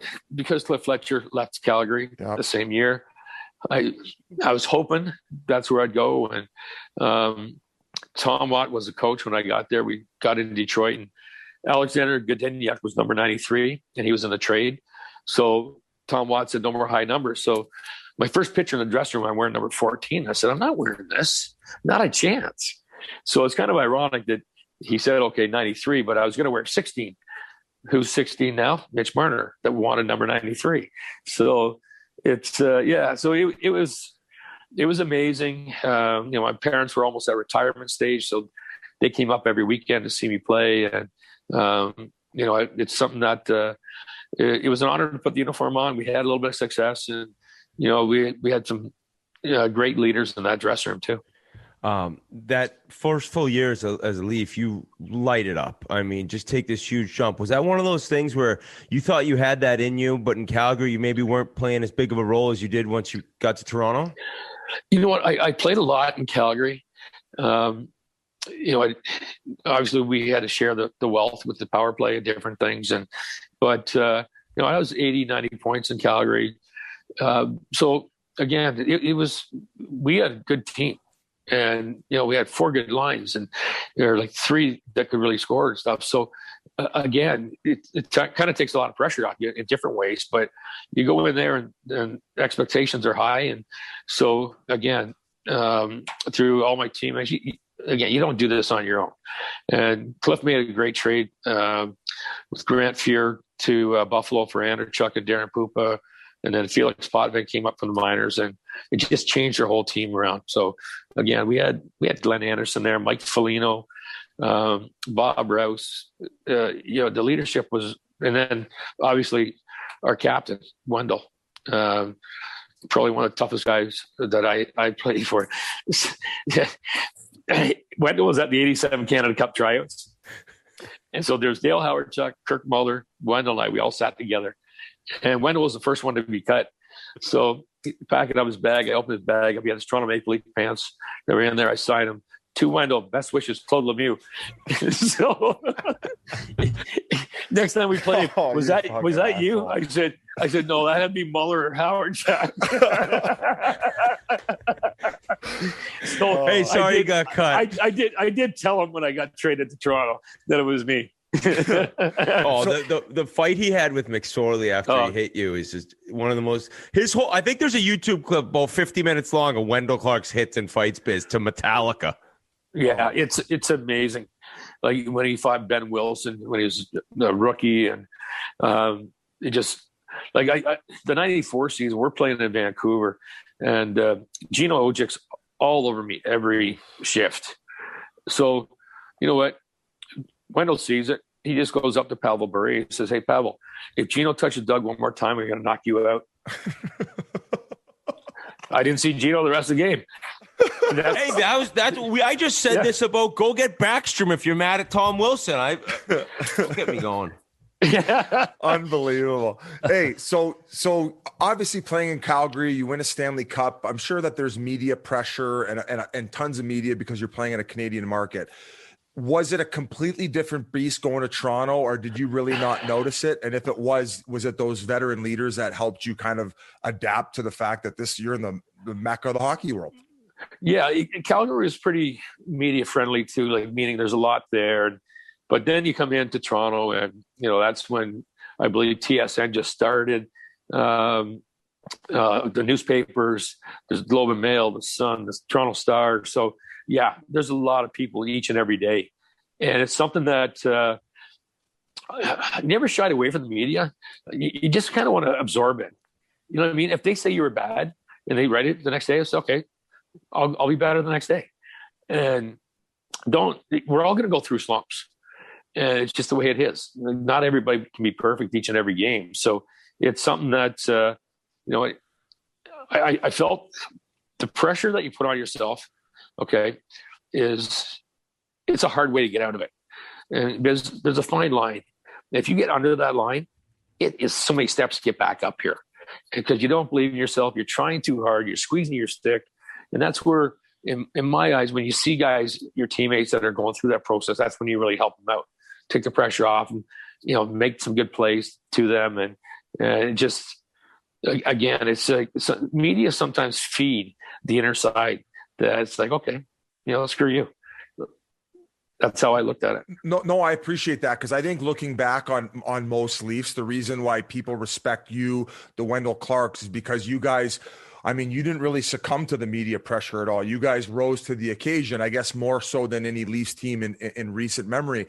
Do any of these new guys ever reach out to you for maybe advice? I've seen some interactions between you and Marner and Matthews joking around on Twitter and stuff. They got to be feeling some of that, and there has to have been some dialogue at some point, no? Well, yeah, I've spoken like when the world was normal. You'd go down to practice or game days and whatever, you see them after. And but they have their own people to work with them. And Mitch was a phone call away when the stuff with Babcock that was going on before. So I know Mitch's dad, they're really upset about it, and he wanted him out of there. And so no, he's too good. Don't worry about it. Mitch Marner on the fourth line, really? It's like he's gonna embarrass the coach, and it's a matter of time. He's going to be back up, and it was. So again, it's great things that Mitch went through that. It just made him a better and stronger player, mentally, and you guys know it's a mind game. And if you're into it and you're doing the right things, like how many times have you had a cold going into a game and you probably play your best game? Other games you go in and you feel great and all you do is chase the puck all night. So it's honestly, it's a fine line where mentally when you're struggling, you're thinking, okay, I'm not feeling that well. I got a little groin tear or something, and you get through the game and you probably play one of your better games. Doug, I want to ask you about having the captaincy in Toronto. I know you had Wendell there for a bit, but was there anybody else whose advice you sought out to take on such a pretty big role? You know what? The captain side, I was fortunate enough to be captain a couple of times and assistant captain in different teams. The biggest thing as a captain, I wasn't going to be yelling and screaming, but it's your work ethic and practice and games. And the other side is too, a captain, if a guy is a healthy scratch and you got to go up to him and say, the reason why you're a healthy scratch, don't say, oh, the coach is an ass, but because then he's thinking that way. No, this is what you got to do to make it better. So you got to, my biggest thing was don't stick up for him because he's saying, oh, the coach is not playing me because I did this and did this. And that's when as a captain, you got to go in or anybody that's a leader say, no, kid, come on.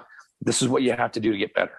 Also, too, I want to follow up with Pat Burns. I know you mentioned him a few minutes ago, but what is it that made him such a great coach that he was able to climb that coaching ladder so quickly? I mean, he went from a cop to a Stanley Cup winning coach in very short order. What made him so successful as a coach? You know what? Pat was almost like a 4-year coach, maybe 5-year coach.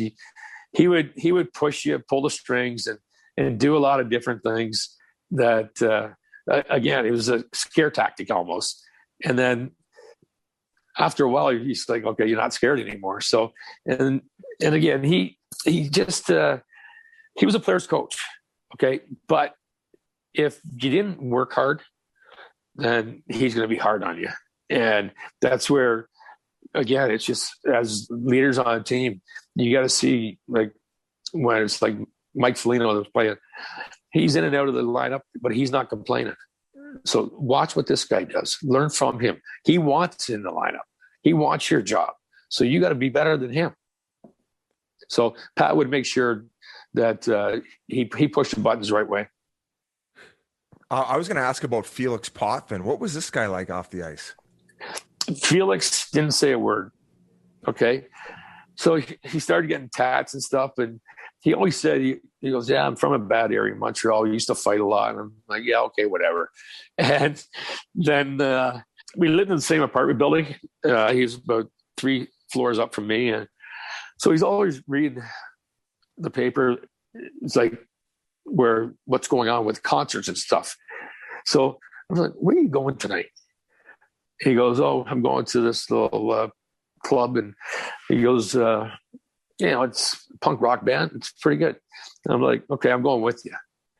So we went, order a beer. Him and I are having a couple of beers. And then next thing you know, he's gone. I'm like, where is he? I look over, he's in the mosh pit. People are pushing him up, going, and I'm going, oh my God, if Bernsey found out, if they drop this guy, our season's over. So I was like, okay, Felix, I'm leaving. And I suggest you better be careful what you do. But he was a great guy. And then you remember the fight with Hextall. So he could fight. So, but just a quiet guy and a great person. No smartphones back then. So not all of Leaf Nation knows about it all over the world. No, exactly. That's, I'll tell you a funny story in Edmonton. Sherlock Holmes, a pub there. The reporters used to sit at the bar and we used to sit in the seats. And then we had to leave at pretty much 11:15 to go back to the hotel. And there was a reporter that was writing a lot of things. The year pretty much I'm going to get traded out of Toronto. And, my daughter's like 12 years old and Dad, you're going to be traded? I said, probably, honey, because other teams want me. That's how I put it. So it's like, I said, I'm tired of this guy. So I went out and got one of those little cameras, the ones they used to buy at the store. Oh, yeah. The throwaways. Oh, the disposables, yeah. Yeah. So I sat at the bar for about a half hour. He's got his arm around a girl. And so the Edmonton media, all these people saw me doing it. So the next day, practice, pregame skate, can we talk? He said, sure. What's up? He goes, I'm married. It's like, yeah. Well, why were you taking pictures of me last night? I said, I don't know. How does it feel? And he goes, well, not that good. And I said, how do you think I feel when my daughter reads the paper, or my family reads a paper that you're writing about me every day? I said, you know what? I threw the camera out. I wouldn't do that to my worst enemy, but I just wanted to tell you that I put you on the spot. So, yeah, it was good. Back off. Cutthroat. Yeah. Wow. Well, just like back in the days, the practical jokes that go on and everything else. And so many times in Calgary, your buttons are gone from your dress shirt, your tie is cut. It was like, I figured out who it was. So once we got back to Calgary, I got his car keys and took it to the skate sharpener. So his car wouldn't start. He had to get a tow truck, everything else. There was nothing wrong with it, but he had to pay a couple $100 to get away from it. Hey, when you look back, and you think you've ever been as angry as when Frazier missed that high stick in Game 6 in LA? Were you just enraged at the time? Like, take me through that process. No, you know what? You can watch the video. I just went up to Kerry. It's like, I got blood here. And Kerry says, he said to me, it was a follow through. I said, no, it wasn't a follow through. He wasn't shooting. He was trying to lift my stick. And the problem about that was the rules at the time. If Kerry doesn't see it and the linesman call it, that's a game misconduct and he's out. So at the old Forum, it would have been a riot. If the linesman would have said, Kerry, just say you saw it, and then give him a 2-minute penalty and then who knows? But you know what? At the same time, we had Game 7 at home, and again, the best player in the world beat us. He said to me one day, he goes, "That was one of my best games I ever played." Did you know Bob McKenzie fucked that all up, or did you have to hear that on our podcast? Oh no, I knew that. He woke the best player up in the league. He pretty much said he hasn't done anything the whole series except that last goal.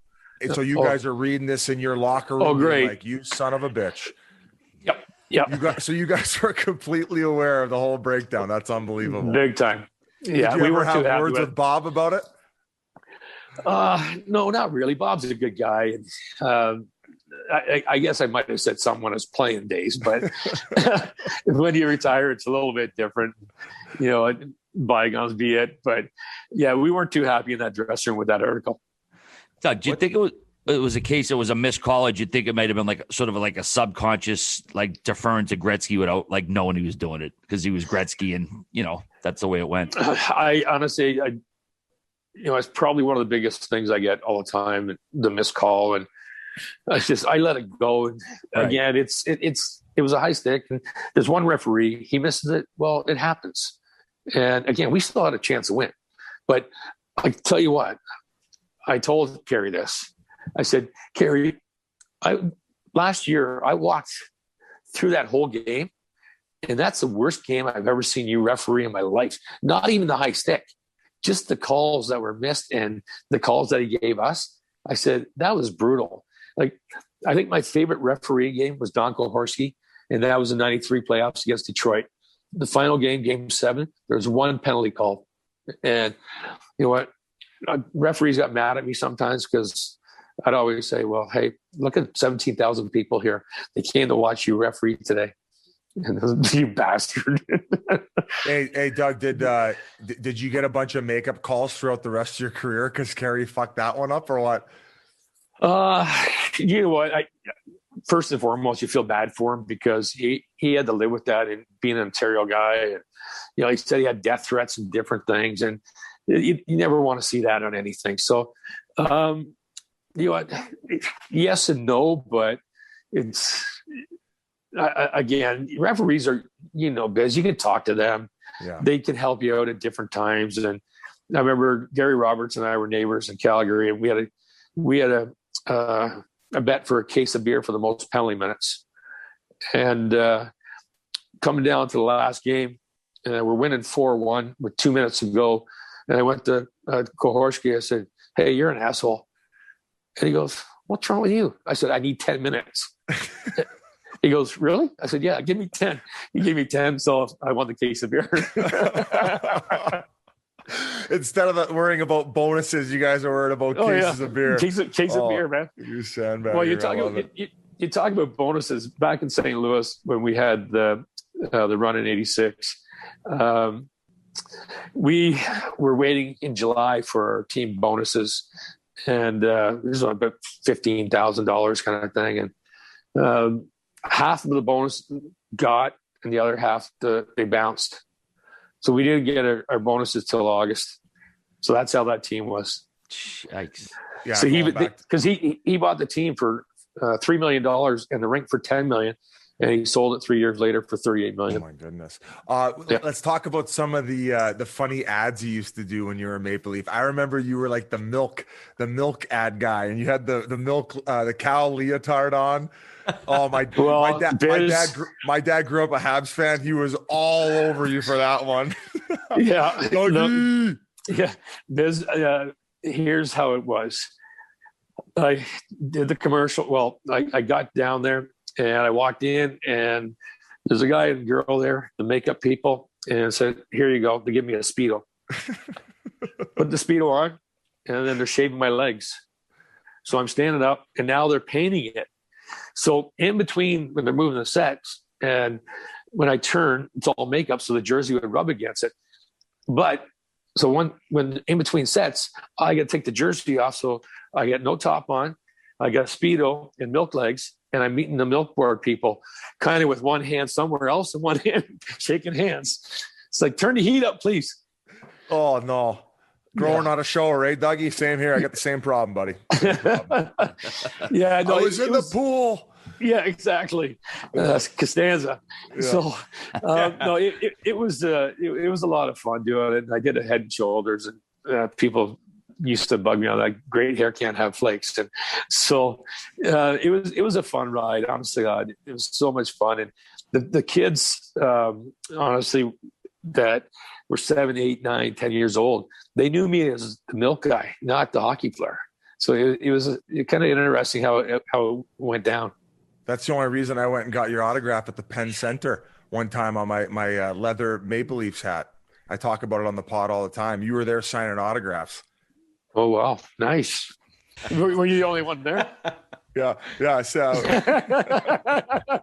this was a seeker then.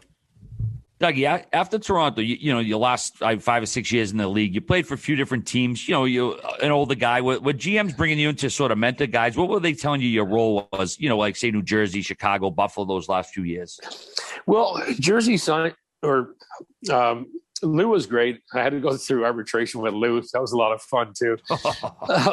But the nice thing with that is because of my contract was one of the old contracts, so I was going to get a raise no matter what, and it's only a 1-year deal.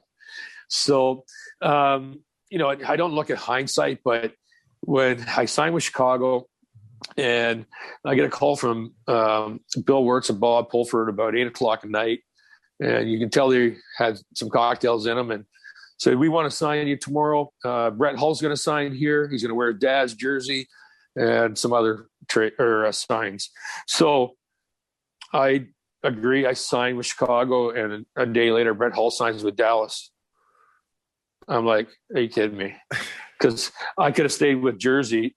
They offered me 4 years, a little less money, but I would have had a chance to win a cup again. But you know what? As a player association guy, Chicago's a great city, obviously, but I was kind of directed the wrong way. And, it was Viz. If you want to look at that lineup in Chicago that year in 99, we didn't win a lot of games, but we didn't lose too many fights. It was Proby, Vandenbush, Mark Jansen. Oh my God, Reed Simpson, Reed Dave Manson. Holy shit! It goes on. He lost a lot of games 2-1. They just wanted to keep it close. Brad Brown. Hey, don't get up too late here, boys. Then we're really fucked. No, I think Bonby had a coffee with us there too. Oh God! Like it was honestly, it was Lauren Molken was coaching, and he says the starting lineup is this guy, this guy, this guy, and Bushy says I can't fight Grant Marshall. That's my best friend. Proby goes, I got him. You take my guy. And this is how the start of the game was going to go on. And there was no like bad blood against anything, but this is how they coach that year. Is that where you learn how to slam the penalty box door? Is that where you? No, I was at Montreal. I know, but that you took it there. But I watched that clip over and over, and you're obviously heated. But when it breaks, you must be like, "Fuck." Well, as I signed after 9/11 happened, I was retired, and Montreal called me because Saku Koivu had cancer. Ottawa called me as well with Jacques Martin, and that's when Char was there. They had a really good team. They needed another centerman. So I went to Montreal, and so now we're in the playoffs. We beat Boston in the first round. So we're playing against Carolina, and I take a penalty. But 5 minutes to go, we're losing 4-2. Could be my last game ever, right? So I didn't like the call. Went in there, slammed the glass, and it shattered, and I put my head down, and I'm like, oh boy, I'm going to be in here for a while. And if this is the way I got to retire, like this sucks. So, come on, how many times have you gone into the penalty box and slammed the door and glass doesn't break? It's like, so yeah, I ended up playing another year. So I'm glad that wasn't the end of my story. Did you get dimed up after that? You know what? I didn't know if I was going to come back, right? So the owner of the team, he was great. And George Gillette, really nice guy. We had a team banquet. He brought a wheelbarrow for all the glass out to give to me as I left. So, I signed about 10 of them, put them in his suit coat when he walked away from dinner, and he went to pick his jacket up. And he was only about 5'8". And so he looks at it, takes the stuff out, he goes, I'm selling these. So, but I honestly, every team I play with, I enjoyed.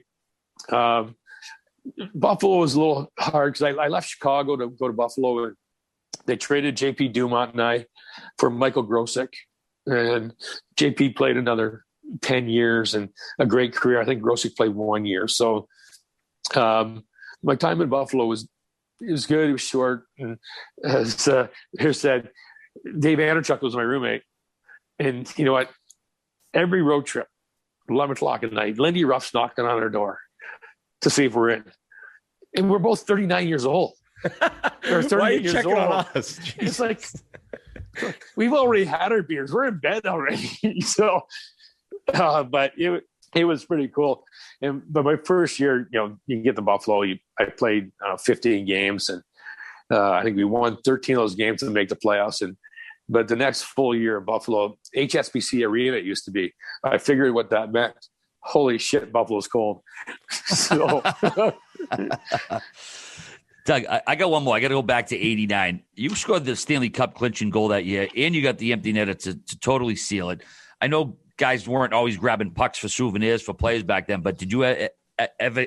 Were you ever able to get one of those pucks? Either the two of them? No, back in the days we really didn't. The memorabilia wasn't really into that. And I've got a lot of stuff here, but it was just different. Terry Crisp said after I scored on the empty net, he goes, "I want that puck after it's over." So I did grab the puck for him, and you'll see him on the ice putting it in his pocket. Oh, okay. Cool. So, yeah, but no, I never really asked anybody for anything. It was just, it was kind of weird. I wish I did, because I've got like lots of my own memorabilia, but it's just different stuff. You're pretty good at describing former teammates. Matt Sundin, I'm sure you still keep in touch with him. Like just seeing him grow and his development in the time you spent with him in Toronto. Yeah, it was 2.5 years with Matt, and on my 1,000th point, he scored. Great player, like a big body. Like just him playing now would be that much better because the hooking and intimidation sometimes and different things. And Matt's was a horse. Like he was powerful, and he was just coming into his own when he joined us. And I know it really hurt our team when we lost Wendell, the character and everything else. But you always trade for the future too. So it was a great move. And Matt's a great guy, and just he was laid back. He didn't say too much. Had fun when time was right, and but his skill set was over the top. Your time in New Jersey, I know most people don't think you was as a New Jersey Devil, but you played with Jacques Lemaire, you played with 4 Hockey Hall of Famers, and that was in the midst of between their two of their Stanley Cups. How'd you enjoy your time in Jersey? The brief time you were there, I loved it. Honestly, living in Secaucus wasn't the best when you first got there, and imagine leaving Toronto, but a week after I got there, my car arrived. So I go to park into the Meadowlands and pull in, and the guy says, "Can I help you?" And I said, "Yeah, player Gilmour." He goes, "Never heard of you. Park over there." So times changed real quick, but I lived in West Orange there, and it was great. Probably the best coach technically that I ever had was Jacques Lemaire. Leafs, what do you think going into playoffs this year? Do you think it's their year? Well, you want to believe that, and hopefully everybody stays injury-free. I think the additions that they made were phenomenal.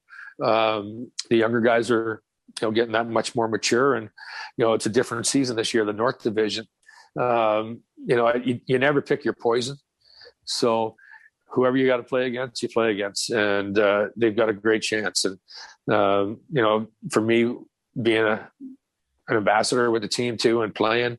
And we got close for 2 years, and it's a great feeling. So hopefully it's going to be a great run for him.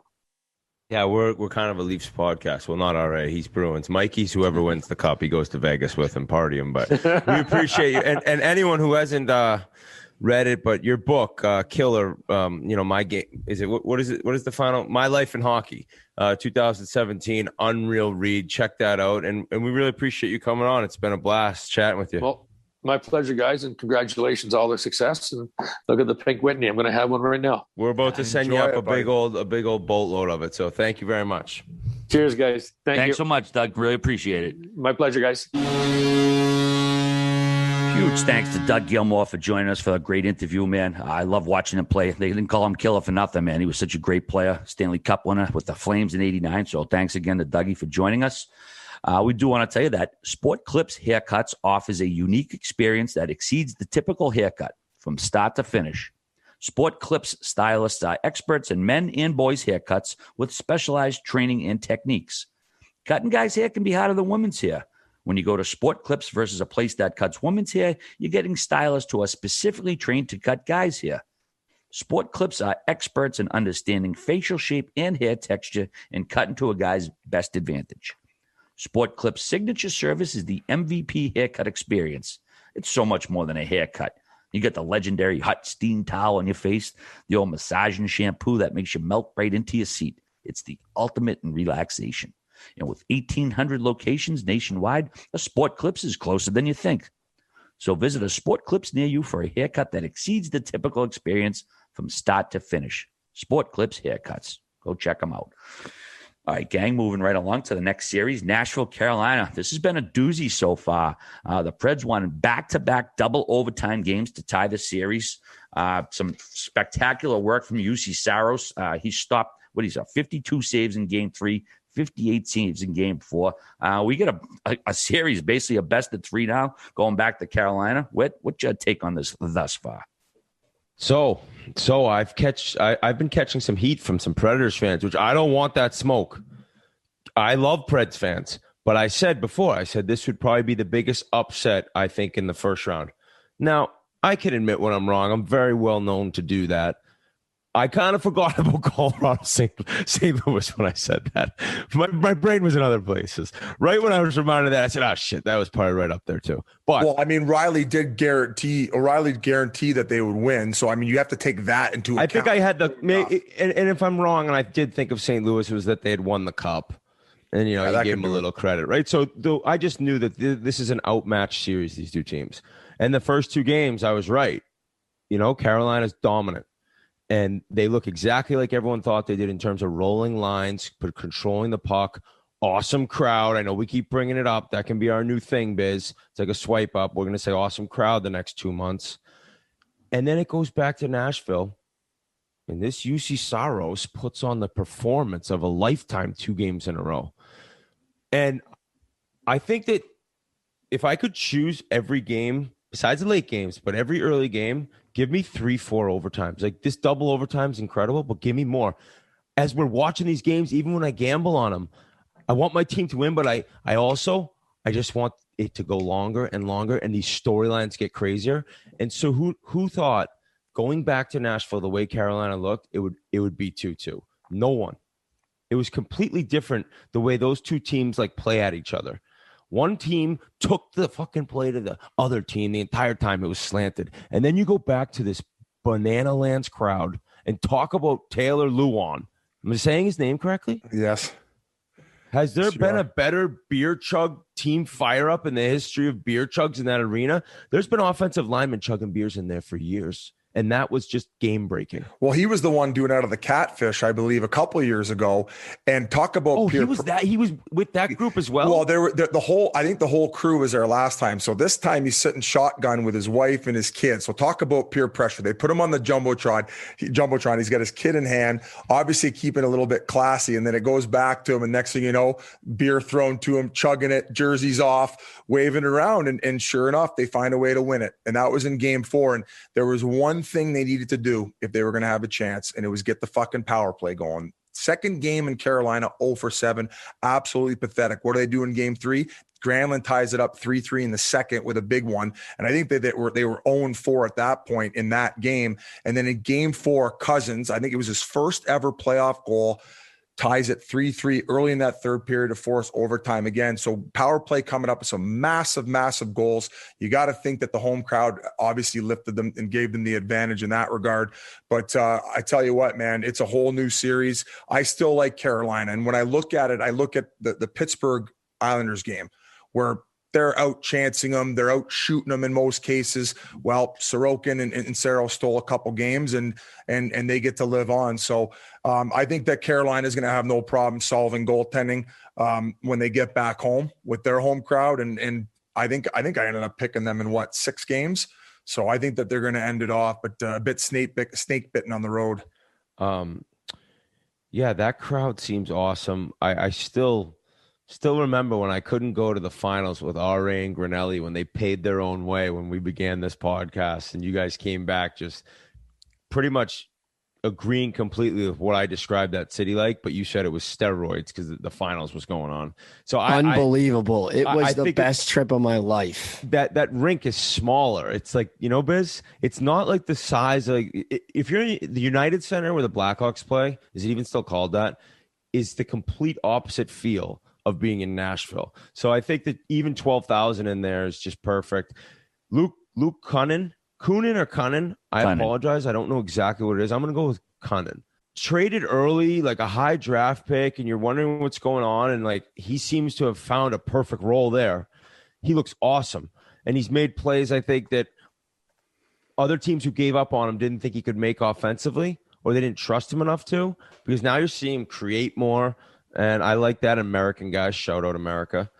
What else about this series did we have to bring up? We got to touch on Duchesne. That must have been a pretty special goal for him. I know he maybe had a little bit of an underwhelming regular season and a pretty hefty contract when he came over. But, those are the types of moments. If you're able to create enough of them, I think they tend to forget about the big contract. So a massive goal for him. And that was the first overtime. Oh, I remember what I was going to say. Yeah, it was the first overtime game, the second overtime that he scored. And I believe it was Yossi who gave him that flip pass that he walked in on too. That gorgeous pass. There was a picture I saw it's 2 pictures in one tweet. And the first is, like you said, Taylor Luan holding his baby and like looking at his wife. And then just the split screen of his shirt off, tats ripping, chugging this beer. Oh, that was, he probably took a little bit of heat. She's like, you're unbelievable. The best is when they have the catfish and like pour it through the catfish. That must be the grossest beer ever. Having a dead fish in your beer. Those guys are absolute savages to do that shit too. The Weber bomb. And then the goaltenders is pretty much head to head. I know Sarah's been outstanding the last 2, but Nedeljkovic through 4 games, 2-2 with the 2-1-3 goals against, 9.28 save percentage. Saros 2-2, obviously, with a 2.52 goals against, 9.29 save percentage. So a pretty even battle in the crease, but obviously Saros has been on fire with that stuff lately. Any other final notes, boys, on this series? I'm still on Canes in 6. Game 5, tonight, I'm taking them big. Yep, tonight at 8:00. And I'm hot. 8-0 on what was that, Ari? Saturday. Yeah. 8-0. 8-0. And as we're talking, Winnipeg just tied it 3-3 in the third. Oh, God. With 14 minutes left, so we'll keep an eye on it. Give the Oilers 1. Come on. Keep an eye on that. Of course, I did mention from the get-go, we have handshakes already in the playoffs. Boston Bruins lost game 1 and then proceeded to run off 4 in a row versus the Capitals to win in 5, just as I predicted and wagered. Your voice changed. You got so proud of yourself with that voice change when you started discussing. He was saving all of his energy for the second half of the pod so he could double wrist his Bruins off. Hey, you saw my play. His wrist right now. I will say, guys, I've hopped on the Bruins bandwagon. This team looks unbelievable. The additions continue to look even better and better. That Curtis Lazar, the defensive plays he's been making so far in these playoffs, they have stuck out like a sore thumb. They are rolling, and I am very confident that they could go all the way. And I know this is a Bruins podcast, and some of you are hoping, is there one guy who could, lay off the Bruins stroke-off fest? No, it ain't going to happen because I'm jumping on the bandwagon. Love it. We got to get Biz to Boston for the Cup final.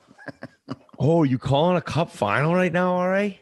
I mean, I've already put my money where my mouth is a long time ago, back at the beginning of the season. So I don't know if you've heard, or the moronic, like Foley morons, slob Tuca haters. Oh my goodness! I don't know if you've heard from them, because I believe now he's got the highest save percentage in the history of the NHL playoffs. I think with over 75 games played or something like that. I might be butchering the stat, but I don't think I am. You are correct, Whit. All right, yeah. What are they all saying now? I don't know. I mean, I thought he looked great. The team is sick. Craig Smith's awesome. Halsey looks great. Now, let's be clear. Washington, they didn't have anything. Unless the Bruins are that good, where it was like that was a good team, but they look slow, injured, and completely out of sorts. I will say, when in game 2, when Smith scored, horrific turnover behind the net, right? By Samsonov. Yeah, the transfer with Schultz there. I'm just saying it. I don't think you ever see Crosby screaming at his goaltender like Ovechkin was at the end of a game like that. See, now, are you for sure that that's exactly what he was screaming about? And I believe the Smith goal. I believe the Smith goal was in game 3 and was the OT winner. Correct, RA? Correct. Yes, that's what I meant. So I wanted to make sure I covered. We got a lot of games going on here. No, I'm sorry. I said game 2. So was that confirmed that that's what he was harping about after the game? You know what? I don't know that. So I am going off a Twitter headline that said Ovechkin screaming at Samsonov leaving the ice. I've fallen for those. He was screaming before. Russian, though. I just saw a bunch of bullets, and it looked like his eyes were moving the way a goalie would be skating off the ice out of the crease to the bench. You know what he was saying? You're not getting the Putin credit card. That's what he told him as he was skating off. He's not getting the special card. He will not be swiping it. No, he probably didn't cross sauces at pregame meal. He's like, I told you to cross them. And then he crossed them in the game and turned that over to Smith for a very easy tuck. I don't know if you guys heard the Jack Edwards call, but let's roll that one for them. Smith grabs the puck and scores! Washington took a nap, and Craig Smith answers the wake-up call.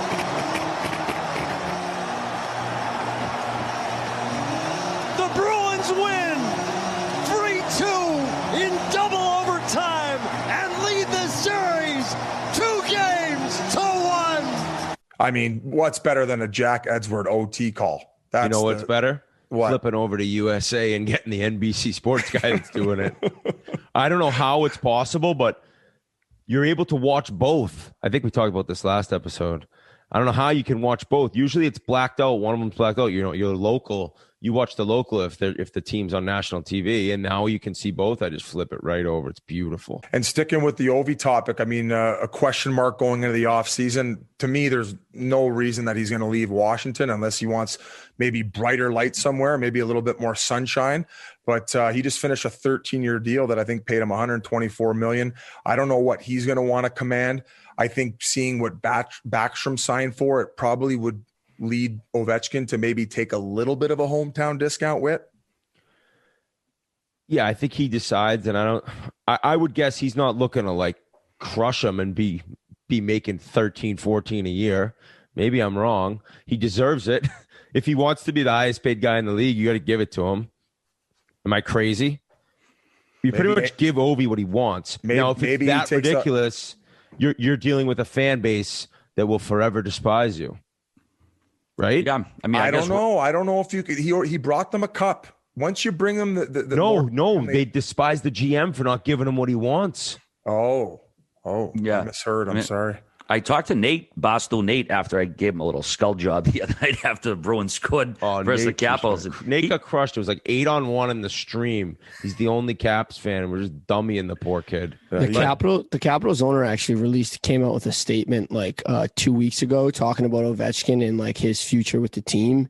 And he basically said that they're going to spend to the cap no matter what, as long as Alex Ovechkin's playing hockey, and they'll basically pay him whatever he wants. Oh my goodness. Blank check? Granelli sounds like he's like a bouncer at a Vegas club that just heard this because that's how much it's going to hurt their cap situation. sound of Granelli's voice. Yeah. I mean, I don't know if he'd want to go back to Russia or not, but I don't think he'd be looking for that kind of money again. I mean, he made all that money already. And obviously, if he takes less, it'll help that cap situation because they are getting older, as we saw. But I don't think you're going to see Kuznetsov there anymore.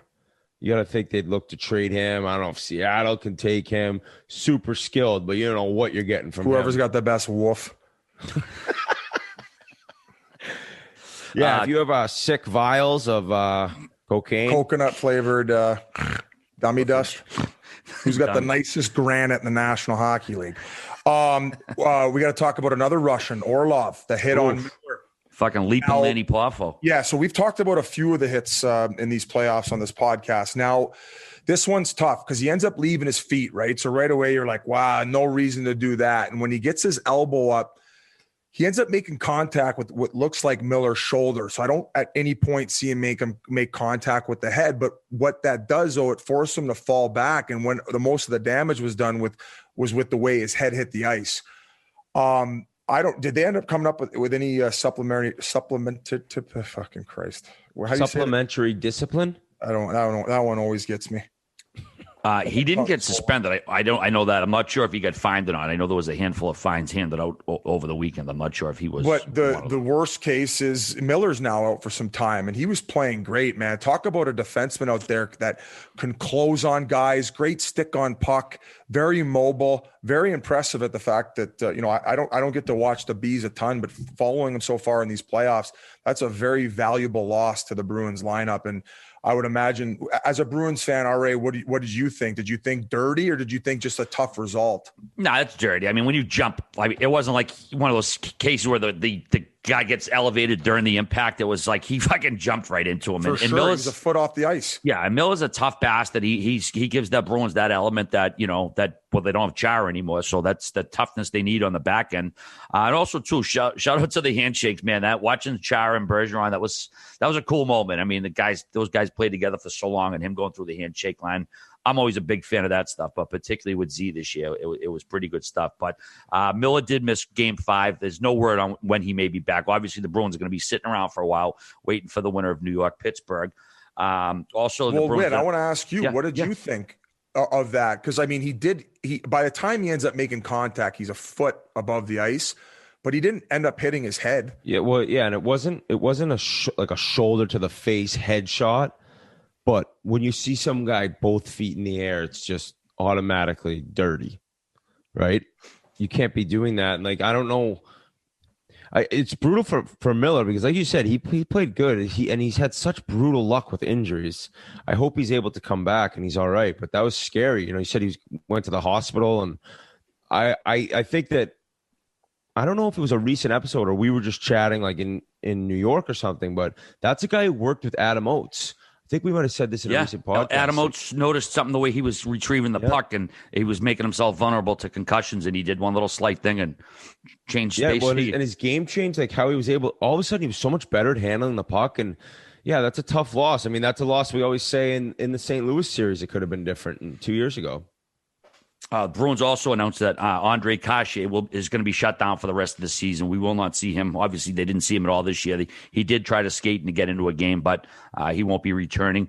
And going back to Tuukka Rask, I mean, he was great in Game 5. The Bruins basically were – it didn't look like they got outplayed by too much, but you looked at the shots, 41-19. Rask, he also passed with Jerry Cheevers for most playoff wins in Bruins history. I mean, you talk Bruins goalies, there's – a short list of guys who've done it all. Jerry Cheevers obviously was number one at the list, so Rask passed him.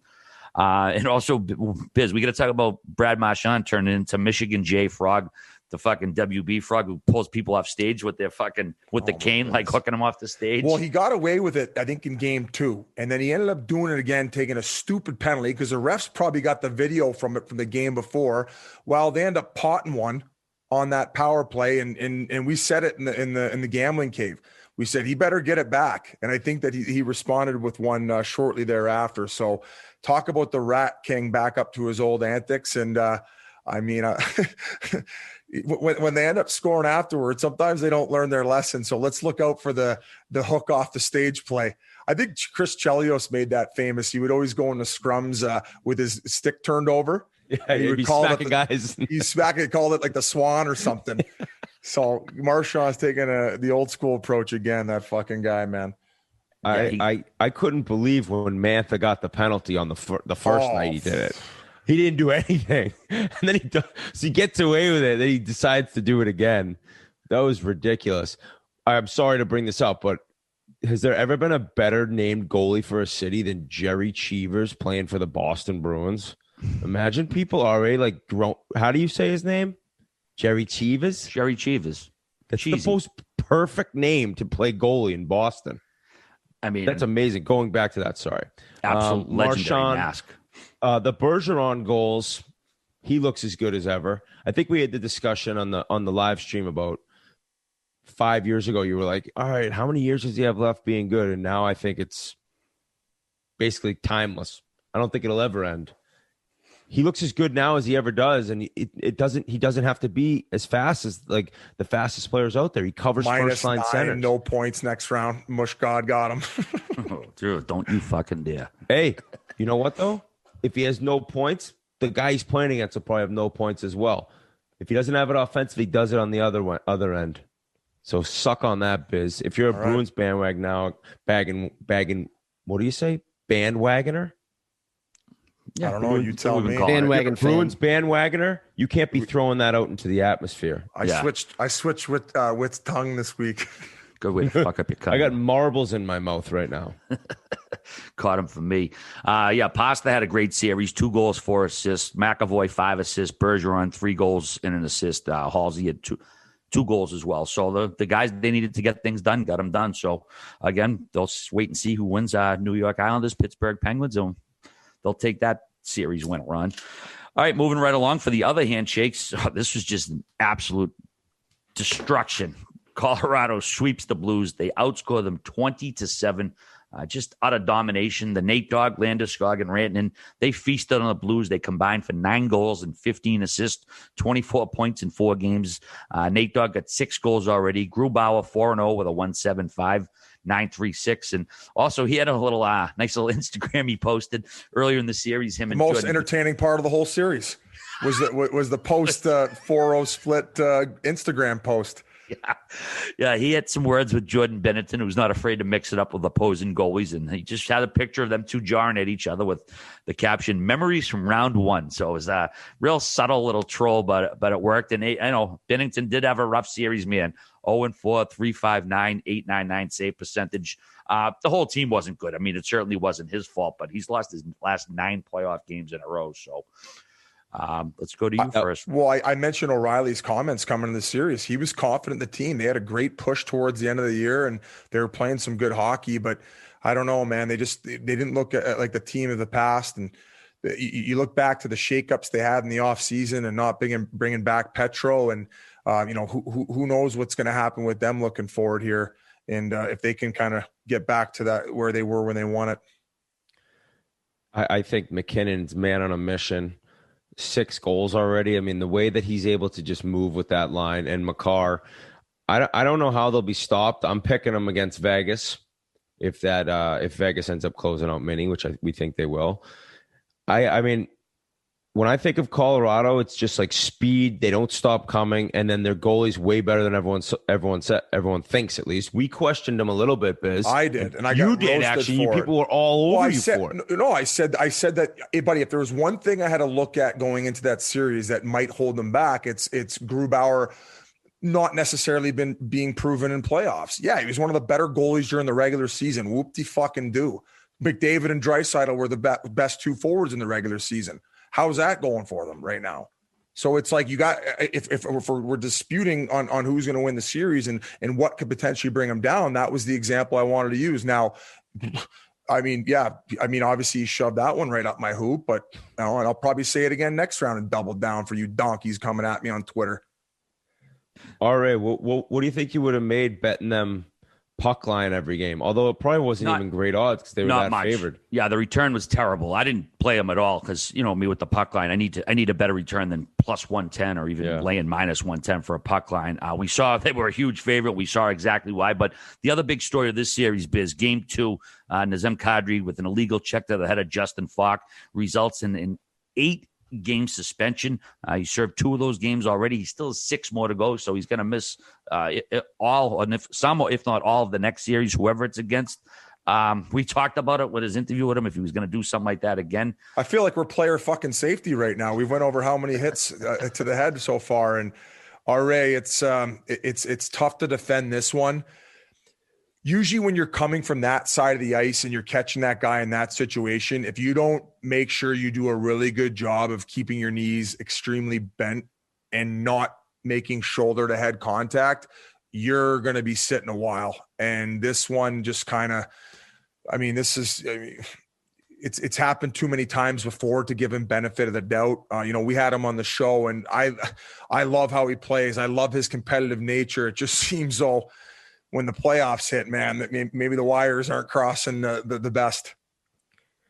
Yeah, I mean, he said on our show, what do you think, I was going to do it again? Somebody sent that tweet. It's like, no, I don't know. There's no reason to hit him like that.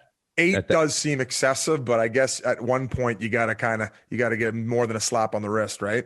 I thought it was, I actually 7 to 10 was what I think I said to RA when we were sitting at the cave. But some people were saying like 25. I mean, I guess playoff games are double too, but they should be able to play long enough to get him back. Oh, absolutely. I'd be shocked if we don't see him again in this postseason. But that top line, man, I mean, we know they're good, but they're going to be tough to stop, whether it's Vegas or Minnesota. And I believe Minnesota's up 3-1 as we're speaking right now. But we'll keep you abreast of that situation. Now, going back to the goaltending situation, next series, that's going to be the biggest test.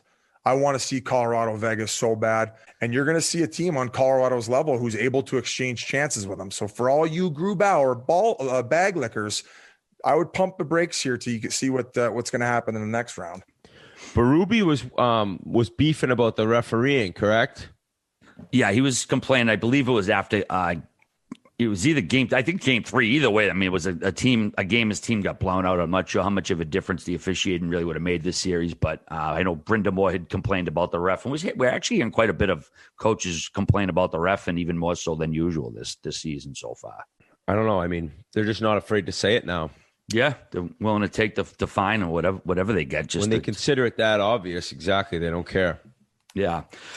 All right, boys. Well, like I mentioned earlier, summer is here, so that means you need to stay hydrated with our favorite sports drink, Body Armor. Today's athletes deserve more than just your grandfather's old salty sports drink, which is full of artificial dyes, but not Body Armor. It's made with potassium-packed electrolytes, antioxidants, and B vitamins, plus no artificial sweeteners, flavors, or dyes. Body Armor Sports Drink provides hard work and hydration and more, plus it tastes great. This week, I'm on the strawberry banana. Good stuff. I've been chugging it since all last week, man. We're down in New York City. We needed a lot of hydration between the heat and the nighttime activities. Thank God we had plenty of it on hand. And Body Armor helps today's athletes stay on top of their game. Body Armor is available wherever fine soft sports drinks like this are sold and on Amazon. So check it out. Tons of great flavors as well. Like I said, I'm on the strawberry banana this week, but I love the fruit punch usually. So give it a whirl. I butchered that. Gee, go ahead. RA, I was just going to say, we have a vlog coming out this week from the entire New York City trip, and that will be sponsored by Body Armor as well. So you can look for that on the YouTube around Thursday. Yeah, absolutely. It's good stuff. Kept us going all weekend down in New York Tastes City. Great. Yeah, it definitely is good stuff. It's got a great taste to it. Again, you can check it out. Get it at Amazon, any stores where it's sold. All right, that wraps up all the series action, but we do have some other hockey notes to get to here. We want to send our condolences to the family and friends of former Montreal Canadian Gilles Lupien. He passed away at age 67 from cancer. Loopy won 2 cups as Guy Lafleur's bodyguard with the Montreal Canadiens of the 70s. Then he became a very well-liked player's agent. He did that for about 25 years. And the name does sound familiar, it's because Chris Nyland just spoke very highly of him when we just had his interview. He mentioned Loopy a bunch of times. He was a great teammate, a well-liked figure in the Canadiens organization. So, again, we want to extend our sympathies and condolences to family, friends, and, of course, the Montreal Canadiens family as well. UC Jokinen officially retired. He last played in the NHL back in 2018. Played for 9 NHL teams in 13 seasons. Did either one of you guys play with him? Sick in the shootout. I never played with him. Okay, yeah. He was definitely a sick shooter. He had that shootout move, right, where he would go quick backhand, forehand, and tuck it, or then he would fake that and go back to his back in kind of the Forsberg. He was awesome at that. Yeah, I remember teams used to say, get him just for the shootout. Like you're going to keep a guy in your roster just for the shootout. But anyways, congrats to UC. Kept me. So, Vancouver Canucks, they gave head coach Travis Green a 2-year contract extension. And it looks like, what's his name? Jim Bennon, GM. He's still around. It looks like Aquilini's going to keep him. So Canucks fans are pulling their hair out of their head a little bit more, but that's par for the course. Is he like mutually by all fans want out of town? Benning? Yeah. It seems, I wouldn't say all, but it seems like a significant amount of Canucks fans don't want him there anymore. I do believe they like Travis Green, though. He's been a pretty good coach. Yeah, a lot of front office stuff going on. John Davidson returned to the Columbus Blue Jackets as the organization rehired him as the team's president of hockey operations. Of course, he had the same job for 7 years before his 2-year stint with the Rangers until he was unceremoniously fired by their owner. The team also extended Jarmo Kekalainen through 2025. So he prefers the stability of the Blue Jackets. He loves the place, so he went right back there. And former NHLer Mike Greer from BU, he was before your time, right? Yep. I never got to play with him at BU, but I worked out in the summers with him. Animal Mike Greer. Yeah, great amazing penalty guy. Yeah, great checking forward. Had over 1,000 games in the NHL. He was named hockey operations advisor for the Rangers. He'll be working with another BU guy, Chris Drury, and he's also replacing Brian Leach, who had resigned from that position a couple weeks back. So lots of news going on with jobs and lots of folks getting new gigs in the NHL. But if you've ever had to look for a job, it's no picnic. The stress, wearing out patience, hearing crickets when you don't hear back from anybody. Well, ZipRecruiter knows that the general experience of looking for a job is pretty sucky. That's why they figured out a way to make it unsucky.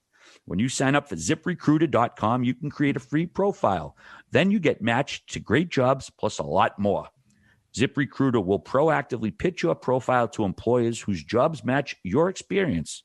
Unlike with other job sites, if an actual person from the company really likes what they see, they can personally invite you to apply to their job. Candidates who are invited to apply on ZipRecruiter are nearly 3 times as likely to get hired. Plus, if you like the job, you can apply to it and many others with just one click. It's that easy. No wonder ZipRecruiter is the #1 rated job site in the U.S. So sign up for free on ZipRecruiter.com today and experience the better way to find a job. Once again, go to ZipRecruiter.com right now to sign up absolutely free and put ZipRecruiter to work for you. All right, a few other job notes, media notes here. Reporter Frank Saravalli, he used to work in Philadelphia. Then he went up to TSN for a while. Very good reporter. He kind of suddenly left TSN. He said he'll be back somewhere. You got to imagine he's going to pop up somewhere. I don't know, Frank. I don't have any scoop, but I would be surprised if we see him at ESPN. To leave TSN so abruptly. Yeah, he probably knows he has a job somewhere already teed up. Yeah, I mean, right at this time of the playoffs, it was just kind of odd timing, I guess. But whatever he does next, I hope to see him again soon because Frank's a great reporter, good at what he does. Also, ESPN signed Leah Hextall to do play-by-play when they start next season in what they termed other roles. They really didn't say what that's going to be yet. And the #1 announcer for ESPN is unknown, but per Andrew Marchand of the New York Post, Steve Levy and Sean McDonough are the faves to be the #1 play-by-play guy at ESPN. Obviously, we'll see what happens with that. What, you got a favorite? Sean McDonough crushes at whatever sports he does. He was doing the golf this week for ESPN at the PGA, and he was awesome. So I think that'd be a great decision. I thought they did name – who did they name then already? If they didn't name their #1, did they name their #1 color commentators? Well, they signed Ferraro and Boucher. Yeah, they signed Ferraro and Boucher for the analyst, but they haven't named their #1 play-by-play announcer yet. So, like I said, Andrew Marchand at the Post, who's pretty wide in on this stuff, said Levy and McDonough are the favorites. And yeah, McDonough, of course, got to start here with the Red Sox years ago. And he is one of those guys who, like you said, can call any sport and do a terrific job at it. And you just mentioned the golf, which is a perfect segue. Forgot about that. Phil Mickelson, I mean, 250 to 1. I remember I was putting my plays in and I saw the odds and I'm like, he ain't won shit in years. I haven't even bet Phil in years. Kept scrolling and goddamn did I not kick myself in the ass all weekend. 50 years old. You always take those big dogs too in golf. Yeah, I know. I had 15 other guys with fucking huge odds, but I didn't have Phil. What was your take on the weekend? Just a great performance from the old timer. Yeah, it was the most no one saw it coming.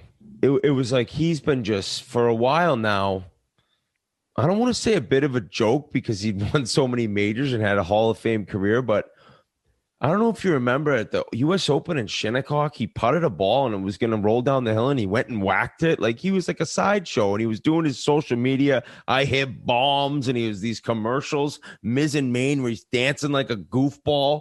But it's Phil. It's lefty. People love him. And the career he's had has been outstanding. But for a while, like he's literally talking about trying to hit it 340 and he hits it off the planet. He'll just like spray drives. What happens this week? On one of the toughest courses in the world with like 20-mile-an-hour winds, I think he was the best driver in the tournament of the golf ball. It was just like I don't know, to be 50 years old, to break a record held that long of the oldest man to ever win a major championship in golf, and to do it like he wasn't even like making every putt. He was just hitting it so nice. I watched the one round at every iron on Saturday. It was just perfect. So I was shocked. I never would have bet him. You said you were shocked that his body stayed together because he's so much older. And he did talk about that a little bit, about his routine coming into this. Wasn't he playing 36 holes, trying to maintain focus the entire time just to train himself to be able to do it for 4 rounds in a major? Yeah, I think that he talked about losing focus throughout the course of rounds. So he wanted to play 36 to 45 holes while doing the best he could to focus on every single shot, so that when he got back to tournament play, 18 would be that much easier than doing it for 36 or 45 holes a day, just doing it for 18. So he actually sent this tweet out 10 days before the PGA. I've failed many times in my life and career, and because of this, I've learned a lot. Instead of feeling defeated countless times, I've used it as fuel to drive me to work harder. So today, join me in accepting our failures. Let's use them to motivate us to work even harder.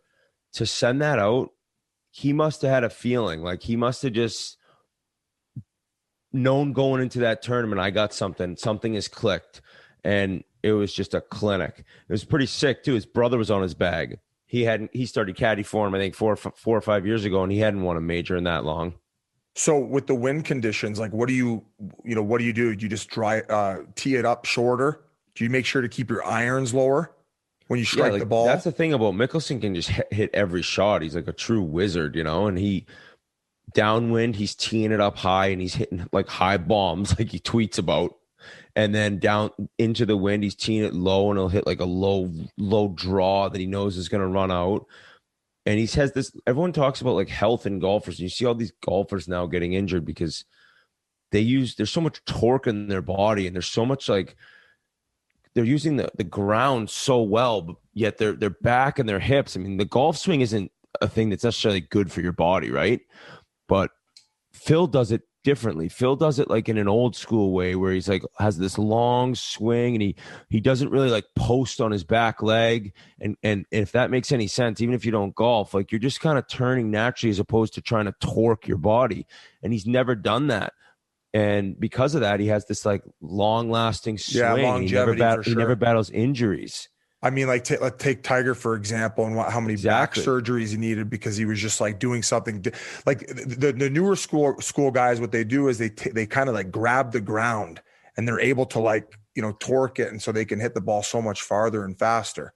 You got to think like if you've never seen, somebody hit a golf ball like 310 yards, imagine a kid who's like 5'6", $130, just the torque he'd have to use and the pressure he'd have to put into the ground to then use his weight. But at the same time, I mean, his hips are firing so much faster than his shoulders are.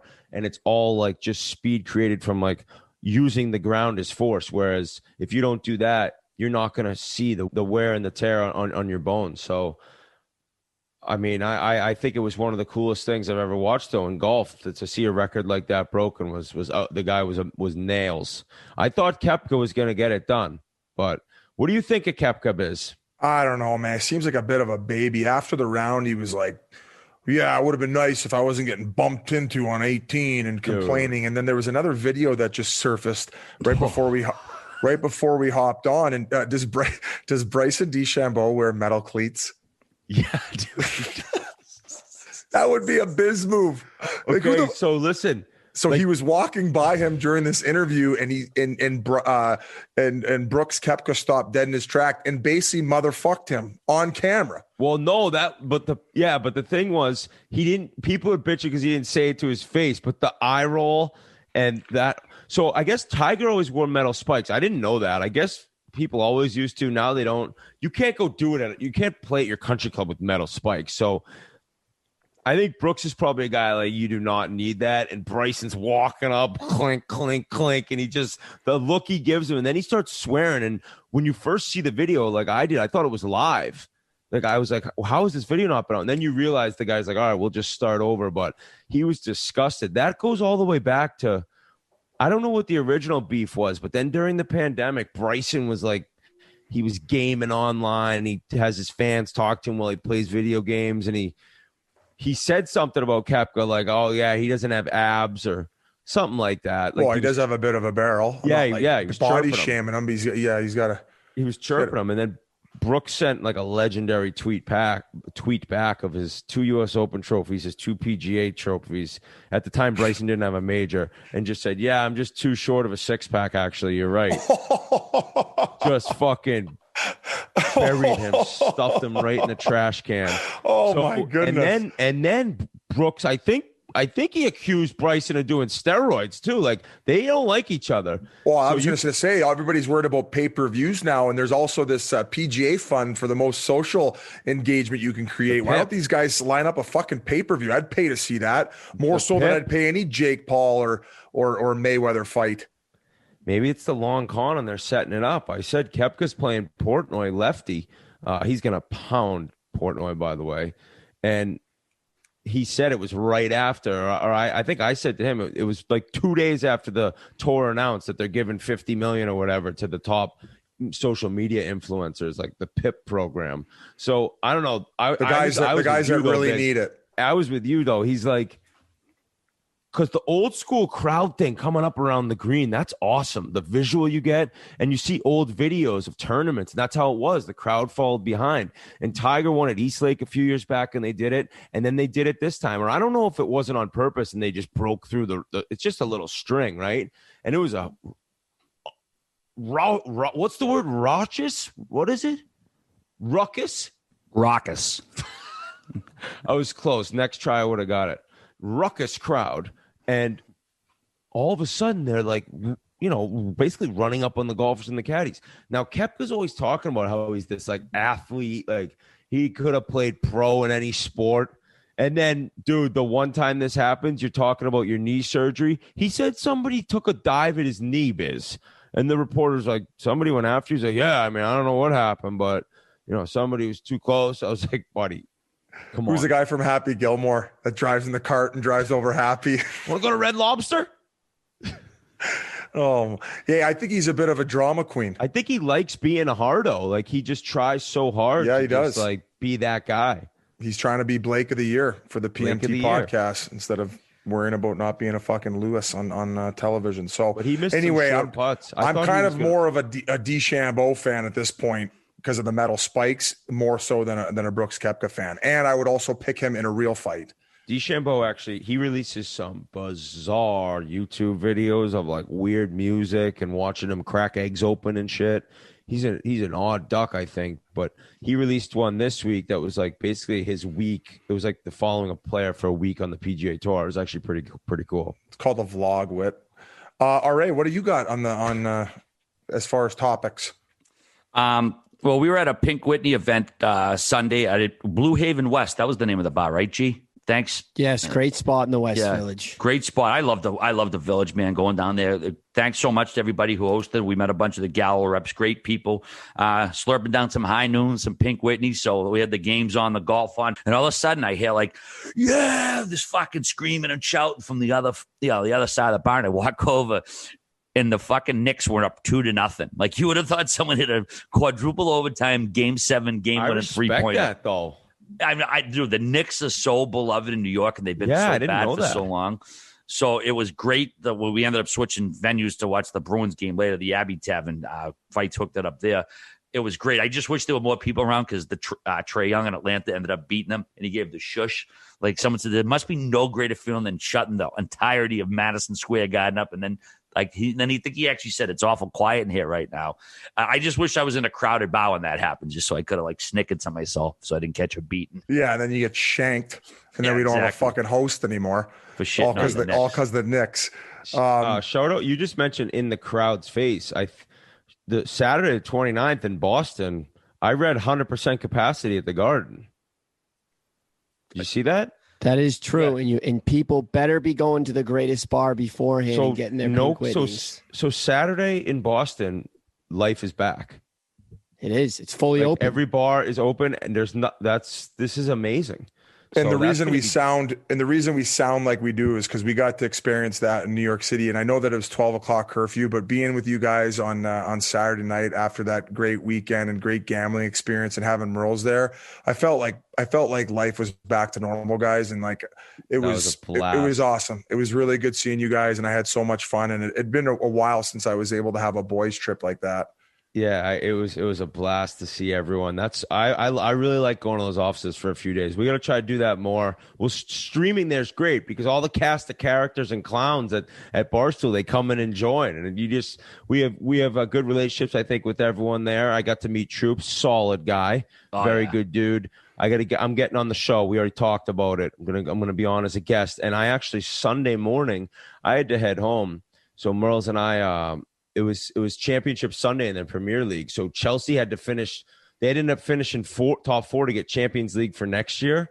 Dude, they played horrific and lost. But we went to this place, Legends. It was bumping for the soccer games. They had all the games on. The place was crazy. It's the biggest day of the year for soccer fans. Championship Sunday is. So great spot there to catch a game. And then he said Champions League final Saturday. Chelsea's playing Manchester City, enormous underdogs, but everyone who tells me they have no chance, I don't know how you say that. It's one game. One game showdown? You get a red card on the other team. Who knows? You're telling me that they do 2 games leading up for Champions League all the way to the final, and then it's only 1 game? Yeah, all Champions League. Well, first it's round robin, and then it's 2 games, home and away, and then the final ends up just being 1 game. Yeah. Super Bowl style. Where are they playing the game? And are they going to have fans? They're playing it. Shit, I don't know. It was originally going to be, they moved it from where it was originally going to go. I don't know where it's going. I believe there's definitely fans. I actually saw that both teams playing, I think like the Chelsea owner and the Manchester City owner are flying like 6,000 or 8,000 fans, all expense paid, tickets, hotels, airfare. It's pretty cool. It'll be like the most watched thing in the world. I mean, that's a big time suck up. Hey, that's a big time suck up move for almost screwing them with the Super League. Yeah, that's like hey, do you mind re-upping the season tickets? We're going to take you on this nice trip. We're going to pay for it all. Just forget about the Super League. Soccer fans are crazy. Like they're like the people are like, no, Troops. There's no chance you win this game. There's literally no chance. I'm like, dude, you can't tell me first play of the game, Manchester City guy gets a red. Like you don't know soccer. Who fucking knows? So I can't wait to watch that. And like I said, they needed to get top 4 to go Champions League. They lost, and Liverpool won.